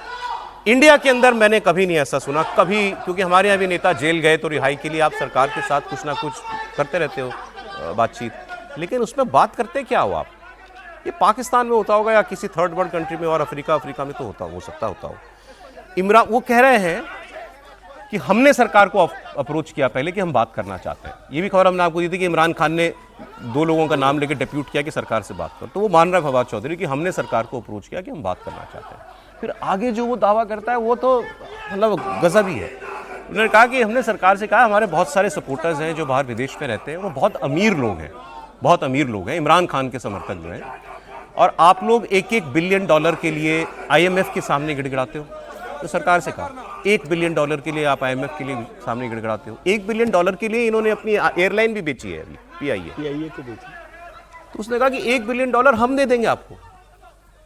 इमरान खान के समर्थकों ने कहा $1 बिलियन हम दे देंगे आपको, पाकिस्तान की गवर्नमेंट को। इमरान खान को के साथ ठीक से पेश आओ। सुनो आप। अब साहब आप सोचिए, ये बहुत बड़ी बात है कि इमरान खान के समर्थक कह रहे हैं हम $1 बिलियन दे देंगे 6 महीने में पाकिस्तान को। इमरान खान को रिहा कर दो। संजय, ये बताता है कि इमरान खान का भाई देश के अंदर तो ताकत भी लोकप्रियता ही बताता है उसकी। और ताकत बताती है कि भाई विदेश में भी उससे कितने प्रशंसक है और पैसा ये लोग चाहते हैं कि इमरान खान बाहर निकले। और मुझे लग रहा है बातचीत चल रही होगी। हालांकि आसिम मुनीर ऐसे नहीं है कि जो 1 बिलियन के लिए इमरान खान को छोड़ देंगे। वो जानते हैं कि इमरान खान की कीमत क्या है पाकिस्तान की नज़र में। अगर वो बाहर आएंगे तो वो क्या पाकिस्तान मतलब किस तरीके से आसिम मुनीर और शहबाज बंधुओं के लिए परेशानी खड़ी करेंगे। तो ये प्रस्ताव है तमाम तरह के। मुझे लगता है सिर्फ एक ही प्रस्ताव स्वीकार होगा आसिम मुनीर को कि इमरान खान, मुझे पैसे नहीं चाहिए, मैं इमरान खान को छोड़ दूंगा, वो देश छोड़कर चले जाए अपने इलाज के लिए और देश में लौट करना है। यह जब स्वीकार होगा तभी इमरान खान बाहर आएंगे। या फिर वहां की आवाम जो अब सड़कों पर भी निकल रही है, अगर ये सड़कों पर निकल जाती है और आवाम का दबाव बढ़ता है तभी स्थिति में इमरान खान बाहर आ सकते हैं। बाकी कोई दूसरा पैसों की दम पर या किसी और दम पे वो बाहर नहीं आने वाले। मुझे ब्रेक लेना पड़ेगा, लेकिन मैंने आपको बताया, कल मैंने बहुत सुना, मैं इस नतीजे पे पहुंच चुका हूं जो सर कहते थे बार बार, इमरान खान जेल में ही मरेगा। इमरान खान जेल, आसिम मुनीर अफोर्ड ही नहीं कर सकता इमरान खान को जेल से बाहर निकालना। वो आदमी जेल से बाहर आ गया अगर तो तबाही है सारी सरकार की और सबकी। बिल्कुल बहुत ताकत पर आती है। ब्रेक में जाने से पहले एक लाइन, वो जेल से बाहर भी नहीं आएगा तो तबाही है। पाकिस्तान में गृह युद्ध अब तय है, इसको टाला। 1-2 खबरें पाकिस्तान की आपको और इंटरेस्टिंग बता के फिर मैं दुनिया के और हिस्सों की कुछ बड़ी डेवलपमेंट्स आपको बताऊंगा। पाकिस्तान में पाकिस्तान एयरलाइंस की बिक्री हुई अभी और कुछ हजार करोड़ के अंदर वो एयरलाइन बिक गई। भारत के लिहाज से देखेंगे तो वो बहुत ज्यादा पैसा नहीं था जो उसमें बिड हुआ। 4 बिडर आए थे। इन 4 में से एक बिडर फौजी फाउंडेशन था, मतलब आसिम मुनीर की फौज का जो एक ट्रस्ट टाइप का है फाउंडेशन, वो था। वो उससे आ गया बाहर। हमने पहले भी आपको बताया था कि वो बाहर इसीलिए आया क्योंकि अगर वो बोली में जाता और बोली हार जाता तो उसके बाद मान लें कोई जिसने वो बिडिंग जीती, वो जो एयरलाइन चलाएगा, वो मैनेजमेंट बनाता, उसके साथ अगर वो जुड़ना चाहते मैनेजमेंट में तो नहीं जुड़ सकते थे, ये शर्त थी। इसलिए फौजी फाउंडेशन उस बिड से बाहर आ गया। फिर एक प्राइवेट पार्टी ने बोली जीत ली। अब खुलासा ये हुआ है, अब फिर वही आसिम मुनीर, ये आदमी एक वो है, क्या कहते हैं जिसको सर ताकत की हवस होती है, हर चीज पर कंट्रोल फ्रीक, मेरी इजाजत के बगैर पत्ता भी नहीं खड़के। ये खुलासा हुआ कि जिस ग्रुप ने ये बिड जीती उसके ओनर ने ये क्लेम किया है कि मुझे आर्मी चीफ ने फोन करके बोला कि ये PIA हम किसी और को नहीं देना चाहते, तुम बिड करो। आरिफ हबीब को, राइट, आरिफ हबीब को बोला, उसको फोन करके बोला कि तुम बिड करो, हम तुम्हें जिताएंगे, हम किसी और को देना नहीं चाहते। तो एक तमाशे के लिए, दुनिया के लिए जो है एक दिखाया गया कि ओपन बिडिंग हुई है। प्राइस भी बता देती है 135 बिलियन पाकिस्तानी रुपीस के अंदर, इस रेंज के आसपास आपको हम ये सेल करेंगे, इतनी की व्यवस्था आप करके रखो। प्राइस भी पहले बता दीजिए। लेकिन एक एयरलाइन के लिए आर्मी चीफ फोन कर रहा है। सरकार तो भूल ही जाओ, सरकार तो कुछ है नहीं, आर्मी चीफ सीधा फोन कर रहा है। वो सुनिए आप बात। अब देखिए, इन्होंने दो बातें कह दी इन्होंने कि एक तो ये कोई फेयर नीलामी नहीं थी और ये आसिम मुनीर ने जिसको चाहा उसको चाबी दे दी अपने हवाई जहाज की कि तू आज से तू उड़ाएगा। आज भाई, आज जैसे होता है ना, आज गाड़ी तेरा भाई चलाएगा, आज से जहाज तू उड़ाएगा, उसको दे दिया। और वो कोई एविएशन से उसका कोई लेना देना नहीं है जिस ग्रुप को वो गया है। और दूसरा, उसने कहा कि इसमें कोई फॉरेन बिड आई ही नहीं, क्योंकि वो एंकर ने सवाल पूछा कि भाई कोई बाहर से आपने किसी विदेशी एयरलाइन को क्यों नहीं दिया, कोई एमिरेट्स है, ये है बड़ी एयरलाइंस है। उन्होंने कहा उन्होंने इंटरेस्ट ही शो नहीं किया। नेशनल एयरलाइंस है पाकिस्तान की, ये हालत है। मगर आसिम मुनीर को हर हांडी में अपना हाथ चाहिए। उसके आगे जो बोला वो आपने क्या सुना? सर? उसने कहा कि $10 बिलियन उनके लिए चेंज के बराबर है। चेंज करा, जेब से निकाल के दे देता उसको। UAE की बिड होती तो तुरंत ही तुरंत दे देता। तो वो इंटरेस्टेड ही नहीं थे। लेकिन कोई खरीदने के लिए पाकिस्तान आना नहीं चाहता है। कोई भी, मान लेते हैं हम भी एयर इंडिया को बीट करते और विदेश के यदि कोई आना चाहता, कोई प्राइवेट प्लेयर यदि आकर के चाहता कि हम उड़ाना चाहते हैं तो आ सकता था हमारे यहाँ। लेकिन टाटा एक बहुत बड़े ये था उसका, और टाटा की शुरू की हुई है, और सर टाटा की शुरू हुई थी एक अपना इंटरेस्ट में। पाकिस्तान कोई जाने के लिए तैयार है, वो तो उसका फॉरेन इन्वेस्टमेंट का मंत्री कह रहा है कि कोई यहाँ आने के लिए नहीं तैयार है। पायलट भाग जाते, क्रू मेंबर भाग जाते प्लेन छोड़ तो के। क्या इसीलिए आसिम मुनीर को ये कह के किसी को कहना पड़ा कि तुम लो, तुम बिड करो? इसमें एक दूसरा पक्ष भी है, ये भी तो इसका है कि भाई देखिए हम बेच रहे हैं, नेशनलिज्म वाला जो फैक्टर आ गया ना कि भाई हम बेच रहे हैं, किसको बेच रहे हैं? हम विदेश को नहीं बेच रहे हैं। हो सकता है कि विदेश वाले बेचने की बात पर और पाकिस्तान में उबाल आगे की देसी देसी कंपनी इसको खरीद रही है। अब ये जिस ग्रुप ने ये किया है, फौजी फाउंडेशन उस ग्रुप के साथ कंसोर्टियम में शामिल होगा। ये मैं पाकिस्तान की खबर बता रहा हूं, मैंने पहले भी आपको कहा था। और 25% स्टेक अभी भी पाकिस्तान की सरकार के पास है। तो ये दिखाने के लिए ये कर क्यों नहीं है? इनको IMF ने जो $7 बिलियन के लोन दिए हुए हैं उसकी अगली किस्त जारी करने के लिए ये शर्त है कि तुम डिसइन्वेस्टमेंट करो, अपनी घाटे की कंपनियों को बेचो। उस डंडे पे कर रहे हैं और उसमें भी चोरी कर रहे हैं, धोखा दे रहे हैं IMF को कि एक तो घर के आदमी को 75% दे दिया, उसमें फौज जो है हिस्सेदार बन जाएगी और बाकी 25% वो सरकार के पास ही रहेगा। उस दिन त्रिपाठी जी कह रहे थे इतना दिमाग क्यों लगाते हैं आप उनके इकोनॉमिक मैटर्स में? अब तो सर कहानी खुल गई खुद ही। नहीं, इसीलिए कह रहा हूं कि दिमाग लगाने जैसा नहीं, क्योंकि उनके लिए ये सब कुछ, और इसका भी उपयोग क्या हो रहा है। तो अभी मैं देख रहा था कि पाकिस्तानी एयरलाइंस चल कितनी पा रही है, तो लगभग 50% कैपेसिटी पे तो वो ऐसे ही रह गई है। उसको चलाने के लिए उनके पास पैसे नहीं है, हैंगर का वो मेंटेनेंस नहीं कर पा रहे हैं, जो कई जगह जो इनके मेंटेनेंस के लिए पैसे हैं वो भी बकाया हैं। तो इस एयरलाइंस को भला खरीदेगा कौन? वही खरीदेगा ना जिसको लगे चलो ठीक है यार ऐसे कर लीजिए। जैसे उदाहरण के लिए हम कहें कि वो कौन खरीदेगा, वो खरीदेगा जिसके पास कबाड़ का काम होगा, सेकंड हैंड एजेंसी का काम होगा, कि चलो इसका नट खोल के उसमें, उसका नट खोल के उसके, वो चलाएगा। जो बढ़िया एयरलाइन चलाना चाहेगा वो पाकिस्तान की मार्केट में उतरेगा भी क्यों, ये भी सवाल है, और इसीलिए उन्हीं के आसपास रहेगा, उन्हीं के इर्द गिर्द। अगली खबर आप देखिए, यूनाइटेड नेशंस ने चिंता जताई है इमरान खान की पत्नी को जिन हालात में जेल में रखा गया। इमरान खान के बारे में तो खबरें बहन मिलती है, वकील मिलता है तो आ जाती हैं। उनकी पत्नी उसी जेल में है और तब से ही बंद है जब से इमरान खान है। अब इमरान खान के समर्थक जैसे पाकिस्तान में एक्टिव हो रहे हैं, पाकिस्तान की सरकार और सेना ऐसा लगता है कि अब इमरान और उनकी पत्नी को टॉर्चर करने के तरह के तरीके ईजाद कर रही है। खबर है कि जेल में बंद इमरान खान की पत्नी बुशरा बीबी पर जुल्म किए जा रहे हैं। ये यूनाइटेड नेशंस ने कहा है कि उनको कीड़े मकोड़ों, चूहों से भरी एक छोटी सी कोठरी में रखा गया है। पीने के लिए भी गंदा पानी दिया जाता है। पाकिस्तान की इन अमानवीय हरकतों पर संयुक्त राष्ट्र ने चिंता जताई। संयुक्त राष्ट्र ने पाकिस्तान सरकार से इमरान खान की पत्नी बुशरा बीबी की हिरासत की स्थितियों में सुधार करने और मानवीय रवैया अपनाने की हिदायत दी है। अब ये कितनी बड़ी बात है, लेकिन शर्म तो उसके पास आए, शर्म तो उसको आए जिसको महसूस होती हो बेइज्जती, ऐसा अक्सर कहते हैं सर। लेकिन ये गंभीर बात है, क्योंकि एक तो वो पॉलिटिकल प्रिजनर के तौर पर बुशरा वहाँ पर है, महिला हैं, और इस तरह की अमानवीय हरकत, क्योंकि जेल का मतलब ये नहीं है कि आप किसी भी तरह का व्यवहार वहाँ पर करें। एक मानवीय व्यवहार की वहाँ पर ज़रूरत होनी चाहिए। इसके लिए किसी दूसरी एजेंसी को कहना पड़े, ये भी एक शर्मनाक बात है। लेकिन आसिम मुनीर साहब की, फिर मुझे याद आया कि इमरजेंसी की कहानी आपने नहीं पढ़ी।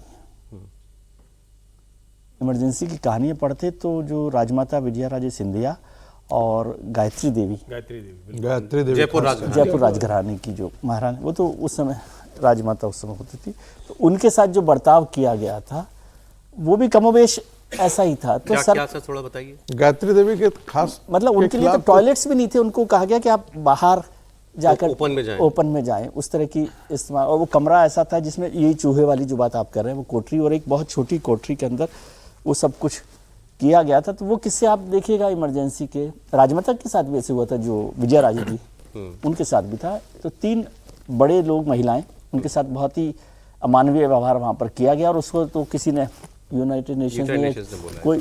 कल मैंने एक पाकिस्तानी जर्नलिस्ट को सुना जो इमरान खान से जेल में मिलके आया था, कभी जर्नलिस्ट होगा या वो नेता होगा, जो भी, उसका बयान सुन रहा था। उसने कहा कि ये जो अभी इन्होंने कुछ फोटो वोटो दिखाई ना कि हमने तो जिम के लिए दिया हुआ है, उसके पास अपना रसोई है, बोला सब झूठ है। इमरान खान के पास जेल में एक छोटी सी कोठरी है, बेसिकली बैरक था, उसमें एक सेल है छोटा सा, बाकी बैरक खाली कर दिए क्योंकि इमरान खान ठीक है पूर्व प्रधानमंत्री है। तो इसका मतलब है उसके पास बात करने के लिए भी कोई नहीं है, कोई आदमी नहीं है उसके पास दिन भर बात करने के लिए, आइसोलेशन में है बिल्कुल।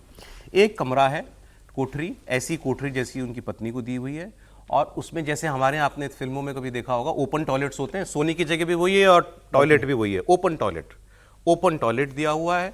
लेकिन उसने कहा कि इमरान खान अपने आप को इतना तैयार कर चुका है कि ये जब तक चलेगा, मैं इसको सहने के लिए तैयार हूं। और इमरान को फिजिकली वो आदमी इतना फिट है कि उसको फर्क नहीं पड़ता, तो उन्होंने कहा कि मैं सह लूंगा, ये प्रॉब्लम नहीं है, लेकिन बाहर तुम लोग कोशिश करो कि माहौल बने कि मैं बाहर आ पाऊं। आगे बढ़ते हैं।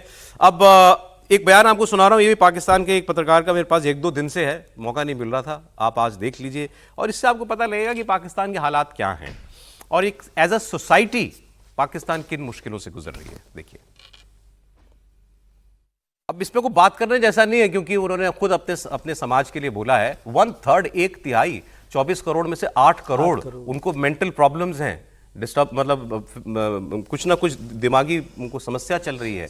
ये पाकिस्तान की सोसाइटी का हाल है। अरे उस पे काम करो, ये लश्कर तैयबा और हिजबुल मुजाहिदीन जैसा माहौल पाकिस्तान में है, जो टेररिज्म का माहौल है, जिस तरह की पूरे आंदोलन चल रहा है, जिस तरह की लड़ाई चल रही है, अंदरूनी हालात बहुत खराब है ना, और गरीबी जो आप देख ही रहे हैं कि वहाँ पर किस तरह की गरीबी है, तो ये प्रॉब्लम होना मतलब जायज मुझे लगता है कि मैं तो कल एक बात सुना था, एक आदमी ने कहा कि सर एक आदमी ने बोला कि मेरे 2 बच्चे हैं और मैं 1 लाख रुपए कमाता हूं, उसमें से 30,000 रुपया मैं बिजली का बिल भरता हूं। आप अंदाजा लगा लो। उसने कहा मैं आप समझ लीजिए कि मैं अपना घर कैसे पाल रहा हूं। 30,000 रुपए बिजली का बिल भरता हूं 1 लाख की सैलरी में। बस एक लाइन सिर्फ जोड़ना चाहता हूँ, ये जो गरीबी है ना पाकिस्तान की, ये पंजाब सूबा में नहीं है।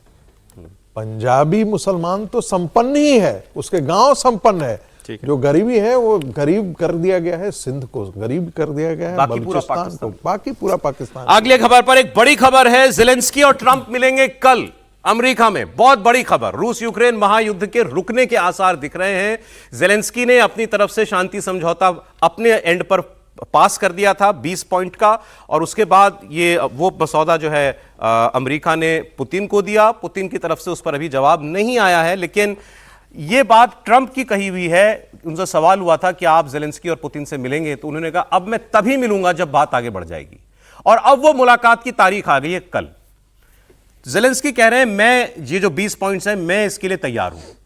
अब ट्रंप अगर राजी हो जाएं तो ये ज़ेलेंस्की के शब्द हैं, वो तो क्रिसमस कह रहे थे, लेकिन अब उन्होंने कहा न्यू ईयर से पहले कोई बड़ी खबर आ सकती है। तो न्यू ईयर तो ये रहा 3 दिन के बाद। तो क्या अगले 3-4 दिनों में इस युद्ध के सीज फायर के शांति के आसार दिख रहे हैं? माहौल तो ऐसा ही बन रहा है। समीर जी, कल फ्लोरिडा के मारो लागो में मिलने वाले हैं दोनों, और ट्रम्प ने भी एक इंटरव्यू दिया तो बहुत स्पष्ट कहा कि जब तक मैं सहमत नहीं होऊंगा उस 20 सूत्रीय जो ज़ेलेंस्की ने दिया है उसका कोई महत्व नहीं है, मेरा कन्विंस होना बहुत ज़रूरी है। और उसमें उन्होंने कहा है कि कई चीज़ें ऐसी हैं जिसमें मैं विचार करूंगा। तो अब देखना पड़ेगा कि कल ट्रम्प को ज़ेलेंस्की कितना कन्विंस कर पाते हैं उस बात में। ट्रम्प जो चाहते हैं क्या वो ज़ेलेंस्की उसके लिए कन्विंस होते हैं कि जमीन छोड़ने वाली बात है कि उसमें बहुत ज़ेलेंस्की ने साफ कर दिया है कि हम जमीन किसी भी स्थिति में नहीं छोड़ने वाले। तो अब क्या निकल कर आता है कल देखने वाली बात होगी। लेकिन अगर दोनों मिल रहे हैं तो ट्रम्प की कोशिश होगी कि ज़ेलेंस्की को इसका 20 सूत्रीय कार्यक्रम तैयार किया जाए, और ज़ेलेंस्की भी आ रहे हैं फ्लोरिडा मिलने, तो वे कोशिश करेंगे कि ट्रम्प के साथ उनकी बैठक सार्थक हो और इस पीस का जो फार्मूला है उस पर सहमति बन जाए। अमेरिका जो प्रपोजल दे रहा है उस पर रूस तो आसार है शांति के, हो सकता है कि इसमें बन जाए दोनों के बीच। अगली खबर, लेकिन दूसरा युद्ध जो है वो गाजा और इजराइल वाला शांत हुआ, लेकिन इजराइल अब मुझे अब समझ में अब दिक्कत होने लगी है समझने में कि इजराइल वाकई क्या चाहता है, क्योंकि वो शांत हो ही नहीं रहा है। गाजा में अब नई बमबारी होती है तो अब उसने हिजबुल्लाह पे बमबारी शुरू कर दी है। कौन सा देश हुआ सर हिजबुल्लाह? लेबनान के अंदर है, करता ही रहता है वहां पे। अब उसने कल कहा कि ये हथियारों का अड्डा है लेबनान का, वहां पर उसने जबरदस्त बॉम्बिंग की है। वो तस्वीर आपके सामने दिखा दीजिए एक बार तस्वीर।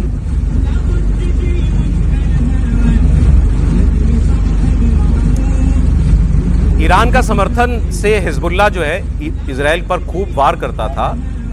तो भी जो गाजा हमास के खिलाफ लड़ाई हुई उसमें हिजबुल्लाह हमास के साथ ही था, लेकिन इनके साथ इनका 2024 में युद्ध विराम का समझौता हो गया था, क्योंकि इन्होंने उसके चीफ को ही मार दिया था, हसन नसरल्लाह को। उसके बाद जो चीफ बना उसको ही मार दिया था। वो एक पेजर वाला इंसिडेंट आपको याद होगा, हजारों हिजबुल्लाह के कार्यकर्ताओं के पास वो लोग पेजर से बात करते थे, फोन नहीं रखते थे। तो इन्होंने पेजर में जो है जिस शायद जर्मनी या यूरोप की किसी कंपनी ने जहां वो पेजर बनाए उसके अंदर अपना एजेंट घुसा दिया, उसके अंदर पता नहीं क्या डाला, वो सारे पेजर एक साथ फट गए, हजारों लोग घायल हो गए एक बार में। लेकिन अब ये दोबारा जो है इसने शुरू कर दिया। लेकिन मुझे इनसे जुड़ी एक खबर मिली और मुझे लगा इस पर बात हमें करनी चाहिए, अनोखी खबर। और इजराइल किस दूर तक जाता है अपनी सुरक्षा के लिए, इसका अंदाजा आप लगाइए। ये हम सब के सीखने लायक बात है। एक तो इजराइल अपने किसी दुश्मन को छोड़ता नहीं सर, ठीक, बिल्कुल भूलता नहीं, बिल्कुल। आज कोई मरा, आज इसका कोई आदमी मरा, इसको ये 20 साल लगा देगा ढूंढने में, लेकिन उसको ढूंढ के दुनिया के आखिरी कोने में जाके मारेगा। एक नक्शा दिखाता हूं आपको, एक नक्शा दिखा दीजिए। ये इस नक्शे में सऊदी अरब दिख रहा है आपको, यमन दिख रहा है आपको, एक मिनट जरा नीचे, हाँ, और आपको दिख रहा होगा यमन के नीचे आप आएंगे तो एथियोपिया दिख रहा है आपको। एथियोपिया के थोड़ा सा ऊपर जहां लिखा है उस पर देखेंगे, आपको दिखेगा Somali land, Somali land. Somalia के अंदर गृह युद्ध से एक अलग सेपरेट पार्ट बन गया है सोमाली लैंड। दुनिया में किसी देश ने उसको मान्यता नहीं दी, केवल एक देश ने दी, इजराइल ने। दुनिया का एकमात्र देश जिसने सोमाली लैंड को अलग देश की मान्यता दी। क्यों? क्योंकि वो उसको वहां बनाना है सैन्य अड्डा, और उसके ठीक सामने दिख रहा है यमन है ना, उसके जहां हाउथी होते हैं। हाउथियों से भी इनका झगड़ा। हाउथियों से निपटने के लिए एक अलग देश को मान्यता दे दी इजराइल ने। अब यहां मैं अपना कैंप लगाऊंगा, अब बताऊंगा तुमको। इस वो तो सारी इजराइल की हमेशा ये जो एक थॉट प्रोसेस है ना, वो युद्ध का है, और इसीलिए बहुत सारे देश जो हैं उसके साथ उस तरह से खड़े नहीं होते हैं बार बार हर मौके पर। लेकिन क्या होता है कि कभी आपके लिए फायदेमंद होता है तो आप उसके साथ खड़े दिखे। मतलब आपका मतलब कोई हिंदुस्तान की बात नहीं, दुनिया के भी और बहुत सारे देश हैं वो खड़े हो रहे हैं। आपने बिल्कुल ठीक से पहचाना कि वो सोमाली लैंड को मान्यता देने का मतलब वहाँ पर सामने देखिए कि यमन वहाँ पर है, और वो हमास के साथ लड़ रहे हैं, वो गाजा के साथ उसी तरह से लड़ाई लड़ रहे हैं। और वो सोचने वाली बात है कि यार ये इतना डीप सोचते हैं अपने नेशनल इंटरेस्ट पर, और वो उसी पर लगे रहते हैं कि उसी तरह से किया जाए। रेगिस्तान को से हरा भरा कर दिया है, वो भी एक बड़ी बात है। इजराइल की पूरी जमीन को एग्रीकल्चर की जो रेवोल्यूशन है, क्या अद्भुत उन्होंने ये किया। कमाल के लोग हैं, कमाल के लोग, और कमाल के लोग। एक मतलब जो जिजीविषा होती है ना इंडिया में, जो एग्रीकल्चर रेवोल्यूशन में इजराइल का बहुत बड़ा योगदान। अगली खबर त्रिपाठी जी इस पर आपका योगदान चाहिए। कल से मैं सोशल मीडिया पर देख रहा हूं ऐसी खबरों की बाढ़ आई हुई है कि भारत चीन से युद्ध की तैयारी कर रहा है, भारत चीन से जंग लड़ने के लिए इंफ्रास्ट्रक्चर तैयार कर रहा है। तो खोजते खोजते खोजते मूल पे पहुंचे कि कहां से आ रही हैं ये बातें। तो एक वॉल स्ट्रीट जर्नल, अमेरिका का एक बड़ा अखबार, उसने एक आर्टिकल छापा है, India is on a Himalayan building spree to prepare for a clash with China. कि एक building spree, infrastructure building spree पर लगा हुआ है, और अरबों रुपया भारत खर्च रहा है चीन के साथ अपनी सीमाओं पर इंफ्रास्ट्रक्चर बनाने के लिए। ये आपको देखिए, इसके अंदर इन्होंने दावा किया, इन्होंने बहुत लंबा आर्टिकल है, टाइम इतना नहीं है तो मैं आपको बताता। इन्होंने लेकिन एक डेटा दिया है, BRO, बॉर्डर रोड ऑर्गेनाइजेशन, हमारे BRO बनाते हैं चारों तरफ बॉर्डर पर जो भी काम होता है BRO करती है, गजब की ऑर्गेनाइजेशन है। उसका बजट मुझे भी नहीं पता था, इन्होंने बताया। आप अंदाजा लगाएंगे कि उसका बजट कितना था और कितना कर दिया गया है। 280 मिलियन था 2020 में, और इस साल उसको कर दिया गया $810 मिलियन, मतलब 3 गुना कर दिया गया बजट BRO का। और इंडिया का डिफेंस एक्सपेंडिचर, इनका कहना है कि इस 2020 में जब गलवान की लड़ाई हुई थी उसके बाद से भारत ने 60% डिफेंस एक्सपेंडिचर बढ़ा दिया है। आज हमारा डिफेंस एक्सपेंडिचर है $80 बिलियन, 60% 5 साल में बढ़ चुका है। और बॉर्डर रोड ऑर्गेनाइजेशन क्या कर रहा है, सारी सड़कें तैयार कर रहा है, वहां पर एक जोजिला टनल बना रहा है जिससे लद्दाख और कश्मीर तो नहीं कटता, लद्दाख ऊपर कट जाता था बर्फ के उसमें, तो वो जो टनल बन जाएगी वो एक बहुत टेढ़ा काम है वो टनल बनाना, लेकिन भारत वो काम कर रहा है, और वो अगले 2 साल में वो टनल बन के तैयार हो जाएगी। लेकिन क्या ये सब कुछ हम चीन से युद्ध की स्थिति से निपटने के लिए कर रहे हैं त्रिपाठी जी?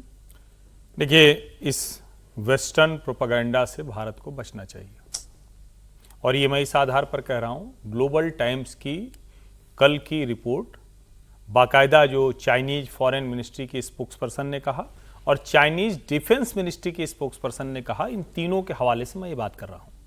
जैसे भारत में दूरदर्शन है, सरकारी चैनल है, वैसे ही वहां सिर्फ सरकारी चैनल होता है, वहां और किसी की गुंजाइश नहीं है। उसने ये कहा कि भारत और चीन के रिश्ते शी जिनपिंग और प्रधानमंत्री नरेंद्र मोदी की मुलाकात के बाद सबसे स्टेबलाइज्ड फॉर्म में है। हम इसको बहुत हाई स्ट्रेटेजिक लिहाज से इस रिश्ते को देख रहे हैं, और लॉन्गेस्ट पर्सपेक्टिव के लिहाज से देख रहे हैं। जो शब्द उसमें इस्तेमाल किए गए हैं, वो कह रहे हैं कि हमारे बीच में एक बेटर कम्युनिकेशन चैनल है जो हमारे दोनों देशों के बीच में, वो कह रहे हैं कि हमारे सीमा विवाद है। ये सब मैं ग्लोबल टाइम्स और उनके स्पोक्सपर्सन के हवाले से जी। एक रिपोर्ट आती है जो अमेरिका हर साल जारी करता है, और विशेष करके पेंटागन उसको चाइनीज थ्रेट के तौर पर दुनिया को दिखाता है। ठीक भी है, बहुत हद तक सही है, लेकिन अभी उस रिपोर्ट में मूल रूप से क्या है, ब्रिक्स और SCO समिट के बाद भारत की जो नजदीकी बढ़ी है उसको लेकर थोड़ा सा अमेरिका असहज है। और मैं बिल्कुल नहीं मानता कि भारत चीनी भाई भाई इस टाइप के फर्जी वाले जाल में हम फंसे, लेकिन हम इसमें भी ना फंसे भारत सीमा पर अपनी जो क्षमता है उसको विस्तारित कर रहा है, उसको मजबूत कर रहा है, क्योंकि हम एंटनी साहब वाली सरकार में नहीं, कि एंटनी ने सदन में कहा था कि भैया सड़क अच्छी बनाओगे तो चाइनीज घुस आएंगे। हमने 4000 किलोमीटर की सड़क बना दी, 12 से ज्यादा इमरजेंसी लैंडिंग स्पेस बना दिए, 2 दर्जन से ज्यादा ऐसे ब्रिज और पुल बनाए हैं जहां सेना जा नहीं पाती थी। ओवरऑल हम हर तरह से तैयार हैं, जो हमने गलवान में दिखाया, लेकिन हम युद्ध के लिए नहीं तैयारी कर रहे। ये बात के लिए नहीं है, लेकिन युद्ध की तैयारी के लिए। वो आर्टिकल में जो बात आपने कही कोट किया गया है कि पूर्व में भारत की सरकारों का रुख यह था कि अगर इंफ्रास्ट्रक्चर बॉर्डर पर बनाओगे तो चीन तो घुस आएगा तुम्हारे यहां। मोदी सरकार ने सोच को बदला है और वो जो है इंफ्रास्ट्रक्चर बॉर्डर स्टेट्स पर बढ़िया बना रहा है। एक न्यूयॉर्क टाइम्स ने सर आरएसएस पर आर्टिकल लिखा, आज बात करने वाला था मैं, भारत में मोदी सरकार में आरएसएस की ग्रोथ, इसकी बात कल कर लेंगे।